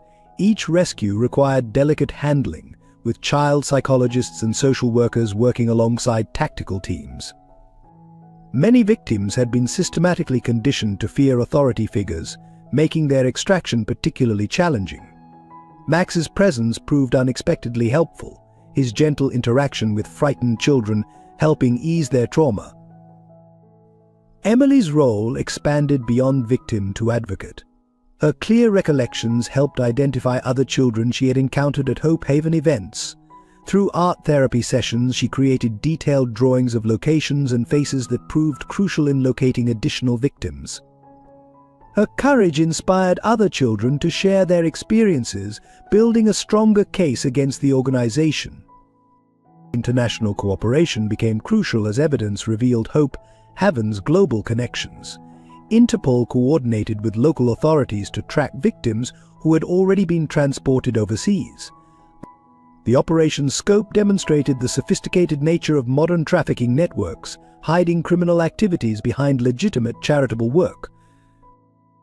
The rescue operation faced its greatest challenge when Wilson's organization attempted to destroy evidence through a coordinated cyber attack. David Martinez's team worked frantically to protect their digital infrastructure while maintaining communication between rescue teams. Their success preserved crucial evidence while documenting additional criminal activities. Medical examinations of rescued victims revealed disturbing patterns. Dr. Bennett's team documented systematic abuse designed to create compliance through trauma. Yet they also found evidence of resistance, secret messages passed between victims, small acts of defiance that had maintained their humanity under impossible circumstances. Sarah's physical recovery progressed alongside her role in the investigation. Despite her trauma, she provided detailed testimony about Hope Haven's operations. Her account of discovering their true nature while working as a cleaner, gathering evidence at great personal risk, and ultimately sacrificing her freedom to protect Emily demonstrated extraordinary courage. The operation expanded to include financial investigations. Forensic accountants traced money flows through multiple shell companies, documenting connections between Hope Haven and international trafficking networks. Each transaction added evidence of Wilson's direct involvement while revealing the operation's vast scope. Emily and Sarah's reunion inspired other families to come forward. Parents who had lost children through Hope Haven's adoption programs provided additional testimony. Their accounts demonstrated how the organization had systematically exploited vulnerable families while maintaining a facade of legitimate charitable work. The rescue operation continued for several days, each new location adding to their understanding of Hope Haven's operations. Tactical teams maintained precise coordination, preventing evidence destruction while ensuring victim safety. Their methodical approach built an insurmountable case against Wilson's organization. As the operation progressed, Marcus witnessed the human cost of Hope Haven's crimes. Each rescued victim represented a family torn apart, trust betrayed, lives forever altered. Yet he also saw hope in the reunions, in the resilience of survivors, in the determination of those fighting for justice. The operation's success exceeded their most optimistic projections. Beyond rescuing current victims, they uncovered evidence that would help locate others who had been trafficked internationally. The documentation seized provided a roadmap for dismantling similar operations worldwide. Sarah's strength during the operation proved remarkable. Despite her ordeal, she focused on helping other victims while rebuilding her relationship with Emily. Her testimony, combined with recovered evidence, ensured Hope Haven's criminal enterprise would face full justice. Emily watched the operation unfold with growing confidence, secure in her expanded family: Marcus, Sarah, and Max, creating a protective circle that would never be broken. Her journey from victim to survivor to advocate symbolized hope for all those rescued from Hope Haven's dark enterprise. The federal courthouse hummed with tension as Wilson's trial began. Security measures were unprecedented, with armed marshals positioned throughout the building and snipers on adjacent rooftops. Inside the courtroom, Marcus sat with Emily and Sarah, Max alertly positioned at their feet as years of investigation culminated in opening statements. The prosecution's case, led by a seasoned federal attorney working closely with Thompson and Marcus, methodically presented evidence of Hope Haven's criminal enterprise. Financial records revealed millions flowing through shell companies. Surveillance footage showed children being moved through secure facilities. Witness after witness described systematic exploitation hidden behind charitable works. Sarah's testimony provided the emotional core of the prosecution's case. Her calm recounting of discovering Hope Haven's true nature while working as a cleaner, gathering evidence at great personal risk, and ultimately choosing to hide Emily rather than surrender her to traffickers moved several jurors to tears. Wilson's attempts to discredit her through aggressive cross-examination only highlighted her credibility. Emily's testimony, carefully prepared through months of therapy, proved devastating to the defense. Speaking via closed-circuit television to protect her from intimidation, she described overheard conversations and witnessed events with remarkable clarity. Her simple, honest accounts of special friends and mummy's scary meetings carried more weight than hours of technical testimony. The prosecution presented evidence seized during the raid's encrypted files detailing international trafficking routes, false documentation workshops, and sophisticated money laundering operations. Technical experts demonstrated how Hope Haven had used charitable donations to mask criminal proceeds while maintaining a facade of legitimacy. Wilson's defense strategy crumbled as former associates turned state's evidence. His personal assistant detailed years of suspicious meetings and document destruction. Security personnel admitted to intimidating witnesses. Even his longtime accountant provided testimony about systematic financial fraud designed to hide trafficking proceeds. Dr. Bennett presented clinical evidence of trauma patterns among rescued victims, demonstrating systematic abuse designed to ensure compliance. His testimony, supported by medical records and psychological evaluations, established clear patterns of exploitation that directly implicated Hope Haven's leadership. Catherine Brooks's documentation of corrupted adoption processes proved crucial. Her meticulous records showed how legitimate child placement procedures had been systematically subverted to facilitate trafficking. Each case file added evidence of Wilson's direct involvement in exploiting vulnerable families. The international scope of Hope Haven's operations emerged through Interpol testimony. Agents described tracking victims across multiple countries, documenting connections to known trafficking networks. Their evidence demonstrated how Wilson had created a global enterprise hiding behind charitable works. Digital forensics, presented by David Martinez's team, revealed sophisticated efforts to conceal criminal activities. Recovered emails, encrypted communications, and financial transactions painted a picture of calculated exploitation. Each piece of evidence strengthened the connection between Wilson and international trafficking operations. The defense's attempts to suppress evidence failed as Judge Walsh systematically rejected their motions. Her careful attention to procedural details ensured that each piece of evidence would withstand appeal. The prosecution built an airtight case linking Wilson directly to trafficking operations. Amanda Chen's investigative reporting provided crucial context for the jury. Her detailed articles, published throughout the trial, helped the public understand the sophisticated nature of modern trafficking operations. Her work ensured transparency while maintaining victim privacy. But as evidence mounted, several of Wilson's co-defendants began negotiating plea deals. Their testimony revealed the full scope of Hope Haven's operations: systematic identification of vulnerable families, calculated exploitation of charitable laws, and sophisticated methods for hiding criminal activities. The prosecution's financial evidence proved particularly damaging. Forensic accountants demonstrated how Wilson had personally profited from trafficking operations while maintaining a public image of philanthropic legitimacy. Each transaction added evidence of his direct involvement in criminal enterprises. Emily watched key portions of the trial with remarkable composure, supported by both Marcus and Sarah. Her presence reminded everyone of the human cost behind the technical evidence. Her journey from victim to survivor to advocate symbolized hope for all those affected by Hope Haven's crimes. The trial concluded with overwhelming evidence of Wilson's guilt. The jury deliberated for less than 6 hours before returning multiple convictions for human trafficking, money laundering, and racketeering. Additional charges ensured that key members of his organization would face significant prison terms. Judge Walsh's sentencing statement emphasized the betrayal of public trust inherent in using charitable works to mask criminal enterprises. She imposed maximum sentences, ensuring Wilson and his key associates would spend the rest of their lives in prison. Her ruling established precedents for prosecuting similar operations nationwide. The verdicts triggered international investigations into connected trafficking networks.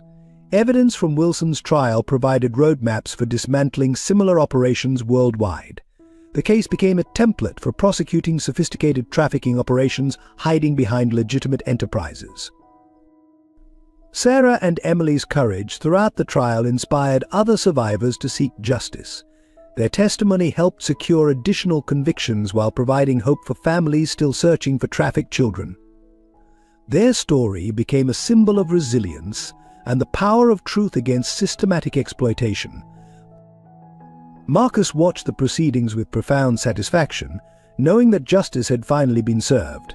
The sight of Wilson being led away in handcuffs represented not just the end of one criminal enterprise, but hope for systematic change in how society protects its most vulnerable members. We share these powerful stories not just to entertain, but to raise awareness about child trafficking and family justice. Your subscription helps us reach more people with these important messages.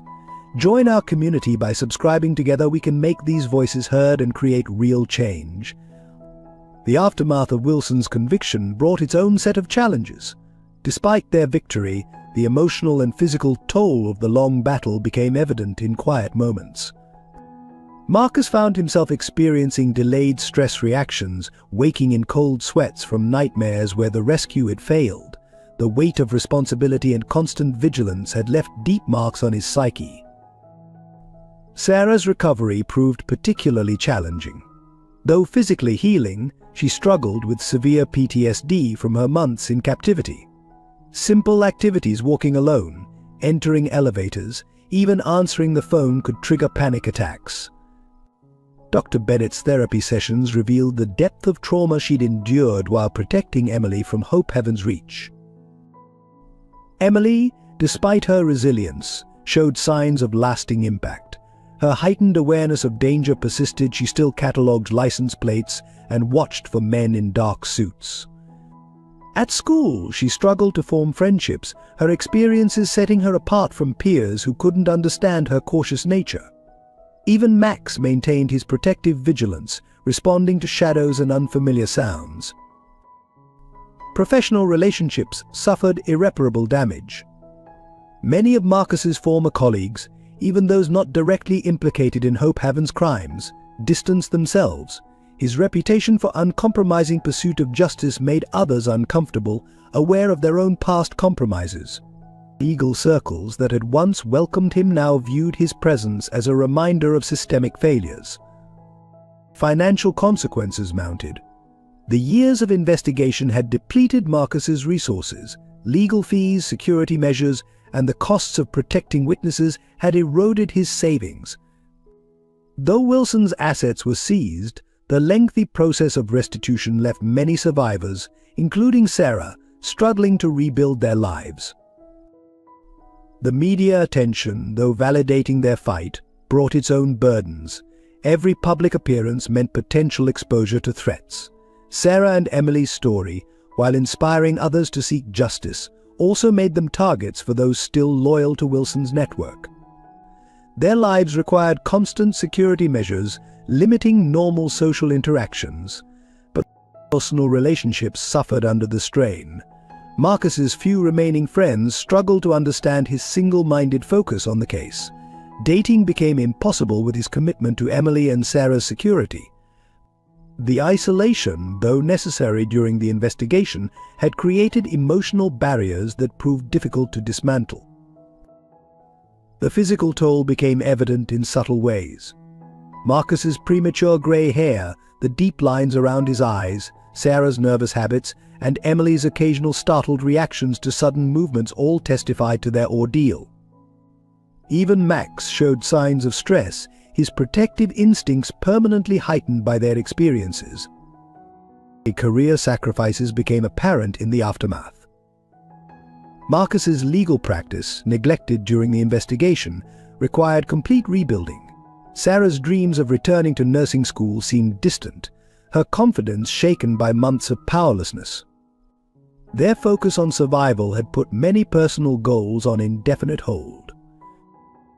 The case had exposed the dark underbelly of charitable work, making them all cynical about accepting help or trusting institutions. Simple activities like enrolling Emily in after-school programs or Sarah seeking employment required extensive background checks and security measures. Their hypervigilance, though justified, created barriers to normal social integration. Family dynamics carried complex challenges. While their shared trauma had created strong bonds, it also complicated their relationships.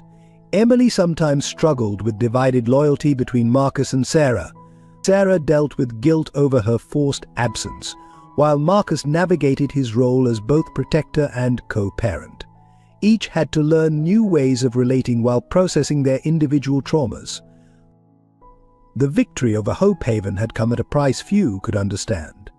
Their lives, irreversibly changed, required constant adjustment to a new normal. Simple pleasures, a walk in the park, a school play, a family dinner, now carried layers of security considerations and emotional complexity that others couldn't comprehend. Yet beneath these costs lay an unspoken understanding every sacrifice had been necessary, every loss worth the lives they'd saved. Their shared experience, though traumatic, had forged them into a unique family unit. The price of justice, while high, had purchased something priceless: the chance to transform tragedy into triumph, to turn their pain into protection for others facing similar battles. The journey toward healing began with small steps. Dr. Bennett designed a comprehensive therapy program that addressed their individual and collective trauma. The group sessions became a safe space where Marcus, Sarah, and Emily could process their experiences together, while individual counseling helped each navigate their personal struggles. Emily's healing started in the art therapy room, where her drawings gradually evolved from dark scenes of hiding and fear to brighter images of her expanded family. The presence of both Marcus and Sarah in these pictures, often accompanied by Max's protective figure, reflected her growing sense of security. Her nightmares, though still present, became less frequent as she learned to trust in the permanence of her new family structure. Sarah's recovery focused on reclaiming her sense of agency. Working with Dr. Reynolds, she began confronting her fears methodically. Simple acts like choosing her daily activities or making decisions about Emily's schooling helped rebuild her confidence. The support of both Marcus and Emily proved crucial, their patience and understanding creating a safe environment for her to process her trauma. Marcus found healing through action, channeling his protective instincts into creating a foundation dedicated to helping trafficking survivors. The work provided purpose while allowing him to maintain the investigative skills that had become second nature. But more importantly, it helped him process his own guilt about not recognizing similar cases during his judicial career. Family therapy sessions revealed unexpected strengths in their unconventional unit. Dr. Bennett noted how their shared trauma, while challenging, had created unique bonds of understanding.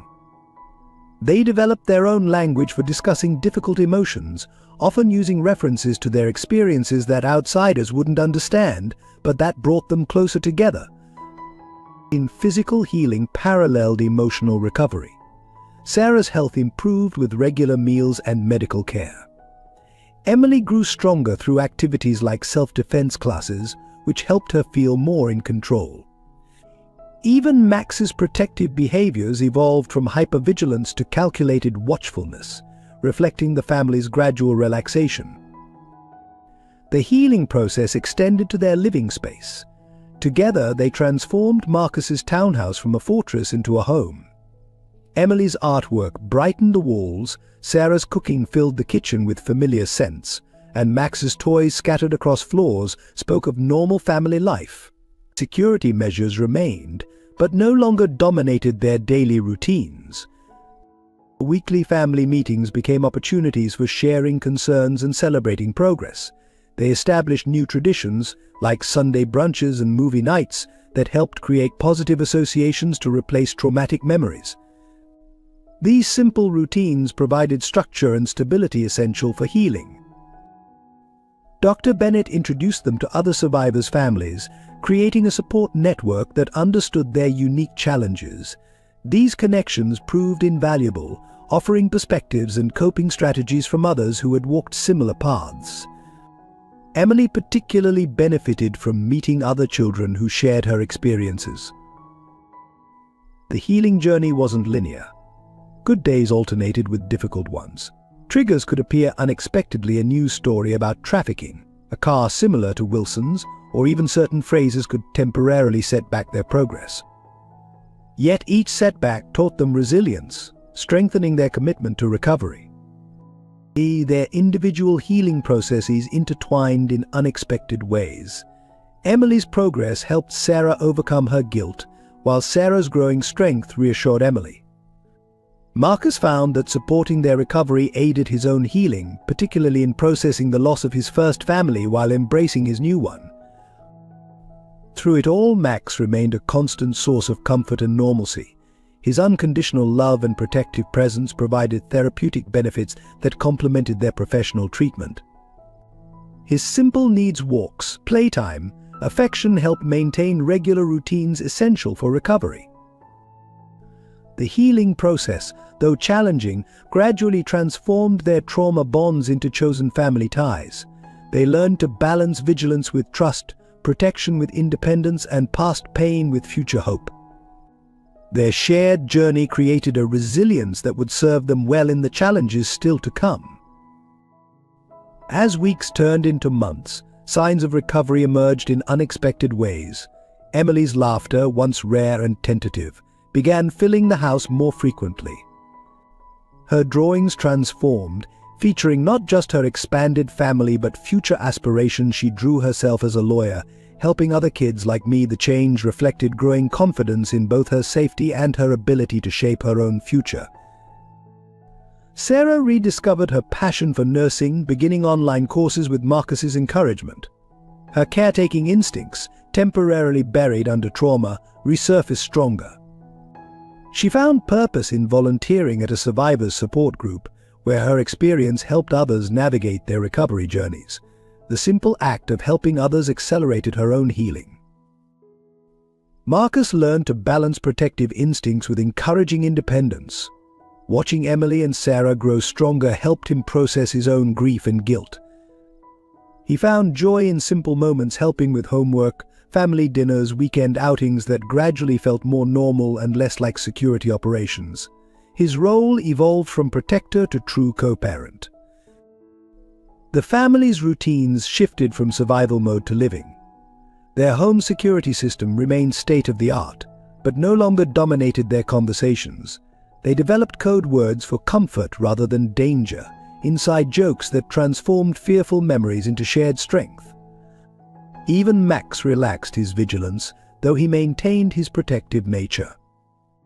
Professional success followed personal healing. Sarah excelled in her nursing studies, her experience bringing unique insight to patient care. Marcus's foundation grew, attracting support from legitimate philanthropists committed to fighting trafficking. Emily's school performance improved as she felt secure enough to focus on learning rather than scanning for threats. Their story inspired others, though they shared it selectively. Sarah spoke at carefully chosen events, helping law enforcement understand trafficking from a survivor's perspective. Marcus advised other jurisdictions on investigating similar cases. But Emily, through art therapy, created powerful messages about resilience that helped other children process trauma. Family bonds strengthened through shared recovery. They celebrated small victories: Sarah's first solo grocery trip, Emily's school presentation, Marcus learning to truly relax during movie nights. Each milestone marked progress from survival to living, from victims to survivors to thrivers. Their unique family unit became a source of strength rather than a reminder of trauma. The healing extended to their community connections. Trusted neighbors became true friends, their children learning to play with Emily without triggering her defenses. Sarah built relationships with other nursing students, while Marcus reconnected with honest colleagues from his judicial days. Their circle widened cautiously but steadily. Emily's recovery showed in subtle ways. She began leaving her bedroom door open at night, participated eagerly in school activities, and made her first close friend. Her therapist noted how she spoke about the future with excitement rather than fear. Even her relationship with Max evolved, their bond based on companionship rather than just protection. The family developed healthy ways to process lingering anxiety. Regular exercise, meditation sessions, and open communication replaced hypervigilance. They learned to distinguish between reasonable caution and trauma responses, developing tools to manage triggers without letting them control their lives.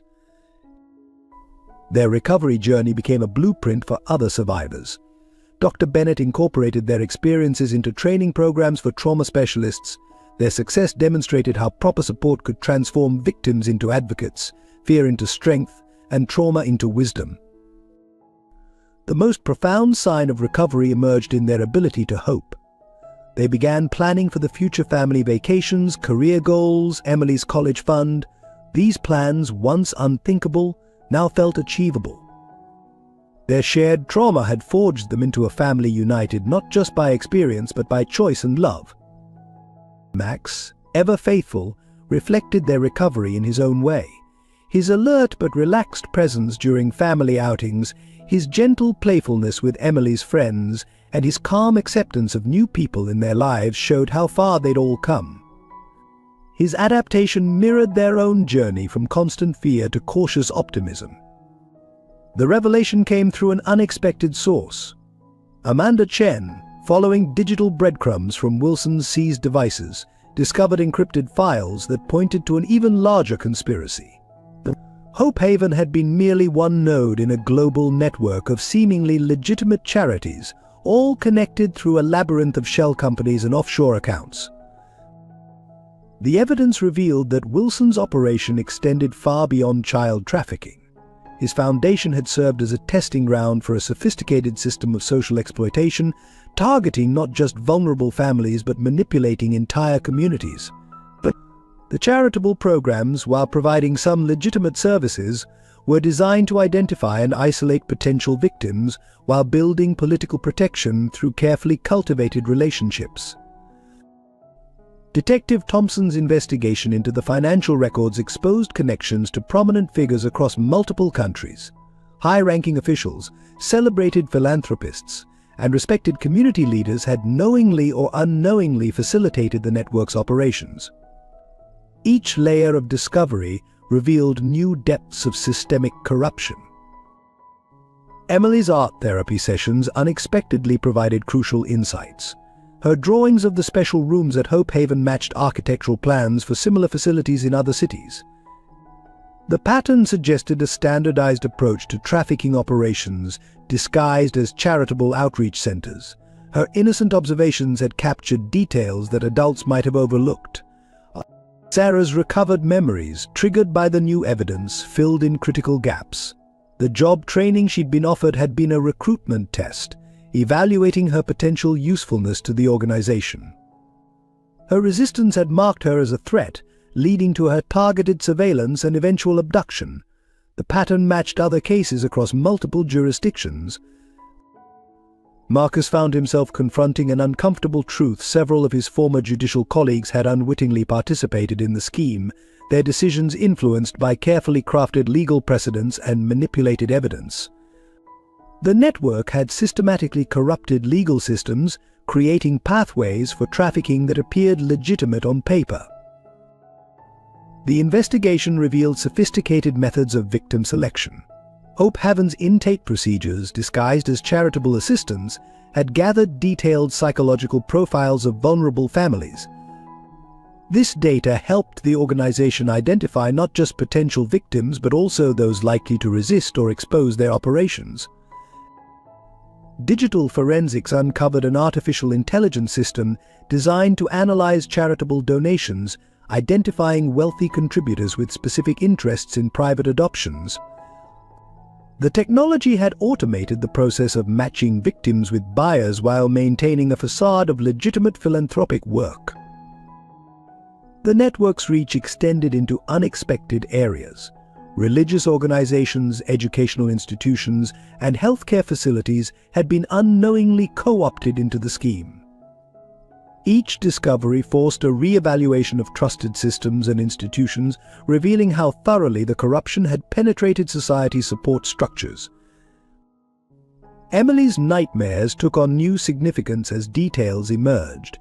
Her descriptions of overheard conversations matched known trafficking routes and methodologies. The special friends she'd mentioned were identified as key operators in the network, their seemingly innocent visits to Hope Haven masking sinister purposes. Sarah's cleaning job at Hope Haven had placed her in a unique position to observe the organization's operations. Her testimony, combined with newly discovered evidence, revealed how the foundation had maintained two parallel operations, one public and charitable, the other hidden and criminal. The sophistication of this deception exceeded initial estimates. The investigation uncovered a pattern of systematic intimidation extending far beyond individual threats. The network had developed complex methods for silencing potential whistleblowers, using everything from financial pressure to manipulated legal proceedings. Their techniques had created an atmosphere of helplessness that discouraged resistance. Max's presence during the investigation proved unexpectedly significant. His reactions to certain visitors and locations had inadvertently identified persons of interest. The instincts that had led him to protect Emily had also marked those who posed genuine threats, providing another layer of validation to their findings. The scope of the conspiracy forced a re-evaluation of Marcus's foundation's mission. The challenge wasn't just rescuing trafficking victims, but dismantling a system designed to exploit society's most vulnerable members. Each revelation added urgency to their work while highlighting the complexity of true reform. The truth about Hope Haven's operations revealed sophisticated methods of psychological manipulation. Victims were systematically isolated through seemingly helpful programs that actually increased their dependency on the organization. This understanding helped explain why many families had struggled to recognize or resist the danger until it was too late. The investigation exposed how legitimate charitable work had been used to mask criminal operations. Real assistance programs ran alongside trafficking operations, creating confusion and providing plausible deniability. This dual nature had made it difficult for authorities to distinguish between genuine charity and criminal enterprise. But as the full scope of the conspiracy emerged, Marcus, Sarah, and Emily found their roles shifting. Their personal story became a key to understanding how the network operated and why it had remained hidden for so long. Their experience provided a template for identifying and exposing similar operations worldwide. The revelation of Hope Haven's true nature sent shockwaves through the international community. Amanda Chen's comprehensive expose, published simultaneously in major newspapers worldwide, triggered immediate public outrage. The story combined hard evidence with personal narratives, including carefully anonymized accounts from Emily and Sarah, creating a compelling narrative that demanded action. Social media erupted with survivor stories as others recognized patterns from their own experiences with seemingly legitimate charities. The hashtag #HopeHavenTruth began trending globally, creating a virtual support network for victims while exposing similar operations in other cities. The public response forced authorities worldwide to re-examine cases previously dismissed as isolated incidents. Policymakers faced intense pressure for reform. Congressional hearings, initiated in response to the scandal, revealed systemic failures in charitable oversight. Marcus testified before several committees, his experience as both a former judge and foundation director lending weight to calls for stricter regulations. His testimony helped shape new legislation designed to prevent similar exploitations. The media coverage evolved from sensational headlines to serious investigative journalism. News organizations, following Amanda Chen's lead, began examining their own communities for signs of similar operations. The resulting stories revealed how trafficking networks had adapted to modern society, using technology and legitimate businesses as cover for their activities. Educational institutions responded by developing new training programs for social workers, law enforcement, and judicial officers. Dr. Bennett's insights into trauma patterns became part of standard curricula, while Sarah's experience informed new protocols for identifying potential trafficking operations. The academic response helped systematize the lessons learned from Hope Haven's exposure. The philanthropic sector underwent massive reform. Legitimate charities, eager to distance themselves from Hope Haven's model, implemented stringent transparency measures. But Marcus's foundation helped develop new standards for charitable operations, emphasizing accountability and protection for vulnerable populations. The industry's self-regulation exceeded government requirements. Law enforcement agencies worldwide adopted new investigation protocols based on the Hope Haven case. Detective Thompson's methodical approach to gathering evidence became a model for similar investigations. The emphasis on digital forensics and financial tracking helped identify and dismantle other trafficking networks using charitable fronts.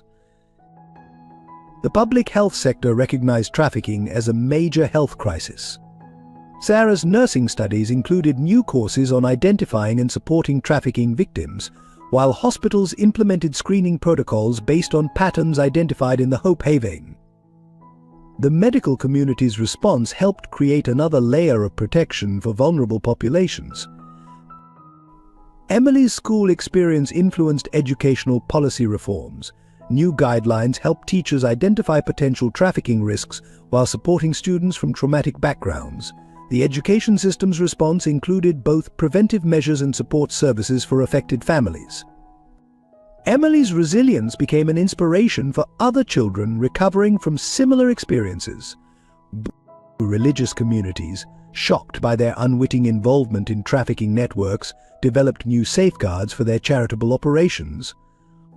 Faith-based organizations worked with Marcus's foundation to create guidelines for protecting vulnerable populations while maintaining their humanitarian missions. The spiritual community's response helped bridge gaps in social services. The business community faced increased scrutiny of their charitable giving. Corporate foundations implemented rigorous vetting procedures for recipient organizations. The private sector's response included funding for anti-trafficking initiatives and support for survivor rehabilitation programs. Their involvement brought significant resources to reform efforts. Local communities developed neighborhood watch programs specifically focused on identifying trafficking indicators. The grassroots response included education initiatives, support networks for vulnerable families, and cooperation with law enforcement. Community engagement helped create a more comprehensive safety net for potential victims. The international response included new treaties and cooperation agreements focused on tracking and preventing trafficking operations. Diplomatic efforts, inspired by Hope Haven's exposure, led to improved information sharing between countries. The global community's response helped close loopholes that trafficking networks had exploited. Technology companies developed new tools for identifying suspicious patterns in charitable operations. Digital security measures, inspired by lessons from Hope Haven's sophisticated systems, helped protect vulnerable populations online. The tech sector's response included both preventive measures and support for investigations. The cultural impact extended beyond immediate policy changes. Documentary filmmakers, authors, and artists began exploring themes of institutional exploitation and resistance. Their work helped maintain public awareness while promoting understanding of trafficking's complex nature. The artistic response helped process collective trauma while inspiring continued vigilance. The public impact of Hope Haven's exposure created lasting changes in how society approaches child protection and charitable oversight. The case became a reference point for discussing institutional accountability and the importance of systematic safeguards. Its influence continued to shape public policy and social responses to trafficking threats. Marcus, Sarah, and Emily's story became a powerful symbol of both institutional failure and human resilience. Their experience helped others understand how trafficking operations exploit social systems while demonstrating the possibility of recovery and justice.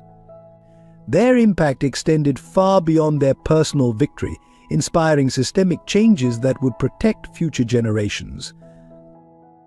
The process of building their new family structure required careful navigation. Marcus, Sarah, and Emily faced the unique challenge of blending their individual traumas and healing processes into a cohesive unit. Dr. Bennett helped them develop frameworks for communication that acknowledged their shared experiences while respecting their individual journeys. Their living arrangements evolved organically. Marcus's townhouse, once a fortress of security measures, transformed into a true home that balanced safety with warmth. Sarah and Emily initially occupied the guest wing but gradually spread their presence throughout the house. Personal touches: Emily's art, Sarah's cooking equipment, Max's designated spots marked their transition from temporary refuge to permanent home. Parenting responsibilities developed through open discussion and natural inclination. Sarah maintained primary maternal authority while accepting Marcus's established bond with Emily. Marcus learned to step back when appropriate, supporting rather than directing family decisions. Their cooperative approach helped Emily feel secure in both relationships without feeling torn between them. The dynamic between Marcus and Sarah grew into a deep friendship based on mutual respect and shared purpose. Their relationship, initially centered on Emily's welfare, expanded to include genuine care for each other's well-being. They developed an easy partnership in daily life, their different strengths complementing each other in creating a stable home environment. Emily's relationship with both adults flourished under their conscious effort to avoid competition for her affection. She learned to seek different types of support, from each turning to Sarah for emotional comfort and historical connection, to Marcus for protection and guidance about the future. Their distinct roles gave her a fuller sense of family support. Max adapted to the expanding family dynamic with characteristic intelligence. His protective instincts extended to include Sarah, while maintaining his special bond with Emily. His presence often helped ease tensions during difficult conversations, his calm energy helping the family remain grounded in challenging moments. The family established new traditions that honored both their past and present. Sunday brunches became a time for sharing memories of life before Hope Haven while creating new ones. Holiday celebrations incorporated elements from both Sarah's family traditions and Marcus's memories of celebrations with Lily, creating unique blended customs that belonged solely to their new unit. Professional boundaries required careful consideration. Marcus's foundation work and Sarah's nursing studies sometimes intersected with their personal history. They developed guidelines for discussing work-related topics at home, ensuring Emily wasn't overwhelmed by reminders of their shared trauma while remaining honest about their ongoing mission to help others. Their approach to Emily's education reflected their collaborative parenting style. Sarah handled daily school interactions, while Marcus managed security considerations. They attended parent conferences together, presenting a united front that helped teachers understand Emily's unique needs while maintaining appropriate privacy about their background. The family's social life expanded cautiously. They developed friendships with other families who understood their need for discretion without requiring detailed explanations. Social gatherings were carefully planned to ensure everyone's comfort level, with Max's reactions often serving as an additional security measure. Financial arrangements evolved to reflect their permanent family status. Marcus established trust funds for both Emily and Sarah, ensuring their long-term security while respecting Sarah's growing independence. Their approach to money emphasized stability and shared resources while maintaining appropriate boundaries. The healing process brought unexpected moments of joy as they discovered shared interests and compatible quirks. Emily's artistic talents echoed both Sarah's creativity and Marcus's attention to detail. Their collective sense of humor developed its own rhythm, inside jokes and shared references marking their growing intimacy as a family unit. Physical spaces within the home reflected their evolving relationships. The kitchen became Sarah's domain, while Marcus's study transformed into a shared workspace. Emily's art room served as a bridge between private and communal spaces, its open-door policy symbolizing the family's commitment to accessibility and support. Their communication style grew more nuanced as they learned each other's cues and triggers. They developed shorthand phrases for expressing needs or concerns, making it easier to navigate potentially difficult topics. This emotional vocabulary helped them maintain honesty while respecting each other's boundaries. The foundation of their family unit rested on a shared understanding that their bond was chosen rather than imposed. Each member actively participated in building and maintaining their relationships, creating a dynamic that drew strength from their individual choices to remain connected. This conscious commitment gave their family unique resilience and depth. The integration of their past experiences into their present life required ongoing attention. They learned to acknowledge both the trauma that brought them together and the healing that kept them united. Their family narrative encompassed both pain and redemption, creating a story that honored their journey while celebrating their current joy. Through these careful negotiations and natural developments, They created a family structure that defied conventional definitions while meeting their deepest needs for connection and security. Their success in building this unconventional but strong unit became both a personal triumph and a model for other families formed through trauma and recovery. The legal victory over Hope Haven marked the beginning rather than the end of their journey. Marcus's foundation evolved into a powerful force for change, combining legal advocacy with practical support for trafficking survivors. The organization's success drew support from legitimate philanthropists worldwide, creating a network of resources for families recovering from similar traumas. But Sarah's graduation from nursing school coincided with the opening of a specialized clinic for trafficking survivors. Her unique perspective as both a healthcare provider and survivor made her an invaluable resource in developing treatment protocols.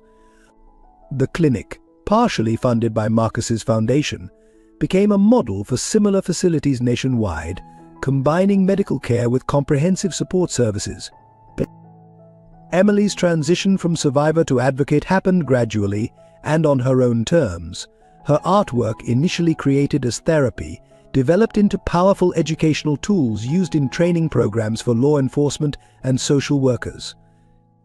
At 13, she gave her first public speech at a conference on child protection, her quiet strength touching hearts and changing minds.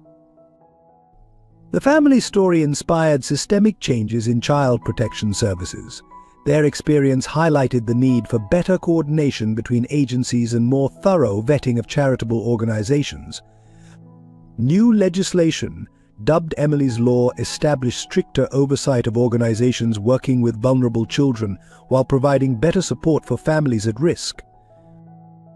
Max, now a certified therapy dog, worked alongside Sarah at the clinic, helping other survivors feel safe during treatment. His journey from injured puppy to healing helper became part of their family's narrative of transformation. His presence continued to provide comfort and security, particularly during Emily's occasional public appearances. Detective Thompson's promotion to head of a new anti-trafficking task force reflected the increased priority given to investigating similar cases. Her unit, working closely with Marcus's foundation, developed sophisticated methods for identifying and dismantling trafficking operations disguised as legitimate charities. Their success rate became a benchmark for departments nationwide. The townhouse transformed from a fortress into a beacon of hope. Regular support group meetings in their home helped other survivors see possibilities for healing and growth. The security systems remained state-of-the-art, but their purpose shifted from protection to prevention, creating a safe space for recovery and renewal. Professional recognition came in unexpected forms. Sarah received awards for her innovative approach to trauma-informed nursing care. Marcus's legal strategies became case studies in law schools. Emily's art therapy programs were adopted by treatment centers across the country. Their individual successes strengthened their collective impact. The Foundation's international reach expanded through careful partnerships with vetted organizations worldwide. Each new connection expanded their ability to help others while maintaining the high standards of accountability they'd learned were crucial. Their network became a trusted resource for families seeking assistance and authorities investigating suspicious operations. Local community involvement deepened through educational initiatives and prevention programs. The family's experience helped shape realistic approaches to protecting vulnerable populations while building stronger community bonds. Their story demonstrated how individual action could catalyze broader social change. Family celebrations took on new significance as they marked milestones in their journey. Emily's academic achievements, Sarah's professional success, and Marcus's continued advocacy work created regular occasions for joy and reflection. Each celebration reinforced their bonds while highlighting their growth from victims to champions of change. The resolution of their story came not in dramatic moments but in quiet victories, Emily sleeping peacefully through the night, Sarah confidently presenting at medical conferences, Marcus finding joy in simple family moments rather than just purpose in protection. Their healing became a testament to the power of love and determination in overcoming trauma. Through it all, they maintained their unique family bond, strengthened by shared purpose and deepened by continued growth. Their resolution wasn't about forgetting the past, but about transforming it into fuel for positive change. Their story became proof that justice, while sometimes slow, could lead to transformation and healing. Emily's transformation was perhaps the most remarkable. The frightened child from the park blossomed into a confident teenager who channeled her experiences into art and advocacy. Her paintings, once dark expressions of fear, evolved into powerful statements of hope and resilience. At school, she emerged as a quiet leader, helping other students understand complex issues like trafficking and child protection without overwhelming them with her personal story. Sarah discovered strength she never knew she possessed. Beyond completing her nursing degree, she developed specialized programs for treating trauma survivors. Her approach, combining medical expertise with deep empathy born of experience, revolutionized how healthcare providers interacted with trafficking victims. She found her voice as both a healer and an advocate, teaching medical students about the subtle signs of trafficking while maintaining her own emotional boundaries. Marcus's growth manifested in his ability to balance protection with trust. The hypervigilant former judge learned to enjoy simple pleasures again: family dinners, weekend outings, even occasional vacations. His foundation work remained important, but it no longer consumed him. He found joy in watching Emily's school performances and celebrating Sarah's achievements, learning to be present in moments rather than always scanning for threats. Max's evolution paralleled the family's healing. While maintaining his protective instincts, he developed an uncanny ability to sense when each family member needed comfort rather than protection. His presence at therapy sessions and public events provided silent support, his calm demeanor helping others feel safe enough to begin their own healing journeys. The family unit grew stronger through individual development. They learned to celebrate personal achievements while supporting each other through setbacks. Family therapy sessions evolved from processing trauma to planning futures, their discussions focusing more on dreams and aspirations than past fears. Their home reflected their collective growth. Emily's art studio became a space for creativity rather than just therapy. Sarah's study, filled with medical textbooks and research papers, represented her professional development. Marcus's office, once dominated by case files, now displayed family photos alongside his advocacy work. Professional accomplishments merged with personal healing. Emily's art therapy programs helped other children process trauma. Sarah's clinic protocols became standard practice in treating trafficking survivors. Marcus's legal reforms protected vulnerable families while empowering communities to recognize and prevent exploitation. Their individual growth strengthened their unique family dynamic. They developed healthy ways to maintain independence while remaining deeply connected. Each member pursued personal interests and goals while contributing to their shared mission of helping others heal from similar trauma. The process of growth involved learning new ways to relate to the world. Emily discovered healthy friendships with peers who didn't need to know her full story. Sarah built professional relationships that respected her boundaries while valuing her expertise. Marcus found balance between vigilance and openness, allowing new people into their lives with careful consideration rather than automatic suspicion. Their collective resilience emerged through individual healing. Each family member developed personal coping strategies while maintaining their supportive network. They learned to recognize signs of stress in each other and provide appropriate support without becoming overprotective. The transformation from victims to survivors to advocates happened gradually, marked by small victories and personal breakthroughs. Emily's first solo art show, Sarah's graduation speech, Marcus's ability to delegate foundation work, each milestone represented growth, not just for the individual but for the family unit. Their story of personal growth inspired others to believe in the possibility of healing. Through carefully chosen public appearances and private mentoring, they showed other survivors that trauma need not define their futures. Their individual journeys, while unique, provided hope and practical guidance for others seeking their own paths to recovery. Their growth continued, not in dramatic leaps, but in steady steps forward. Each day brought new opportunities to choose trust over fear, hope over desperation, and love over loss. Their individual strengths combined to create a resilient family unit that stood as testament to the power of personal transformation and collective healing.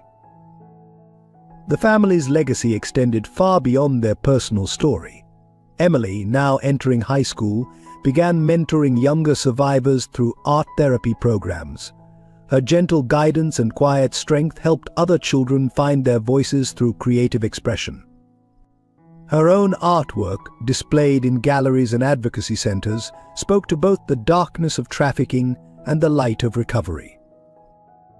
Sarah's clinic expanded into a comprehensive healing center, combining medical care with psychological support and practical assistance. Her innovative approach to trauma-informed care attracted healthcare providers from around the world, eager to learn her methods. The center became a beacon of hope, showing how survivors could transform their experiences into tools for helping others. Marcus's foundation evolved into an international network of support and advocacy. Working closely with law enforcement and social services, they developed sophisticated systems for identifying and preventing trafficking operations. Their success inspired similar programs worldwide, creating a global safety net for vulnerable families. The future held new challenges and opportunities. Emily's college applications focused on programs combining art therapy with child advocacy. Her personal statement, carefully crafted to protect privacy while sharing her mission, caught the attention of prestigious universities.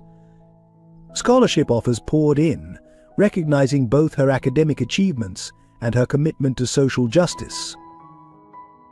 Sarah's research into trauma recovery led to groundbreaking treatments combining traditional medicine with holistic healing approaches. Her work, published in leading medical journals, changed how the healthcare system approached trafficking survivors. Future plans included expanding the clinic model to underserved communities, bringing hope to areas most vulnerable to exploitation. Marcus found unexpected joy in stepping back from daily foundation operations, focusing instead on mentoring the next generation of advocates. His experience and wisdom guided young lawyers and social workers passionate about fighting trafficking. The Foundation's future leadership reflected his belief in combining professional expertise with personal commitment. Their home remained a sanctuary, not just for their family but for others seeking healing. Regular gatherings brought together survivors, advocates, and supporters, creating networks of hope and practical assistance. These connections promised future collaboration and continued progress in the fight against trafficking. Max's legacy lived on through a specialized therapy dog program at Sarah's clinic.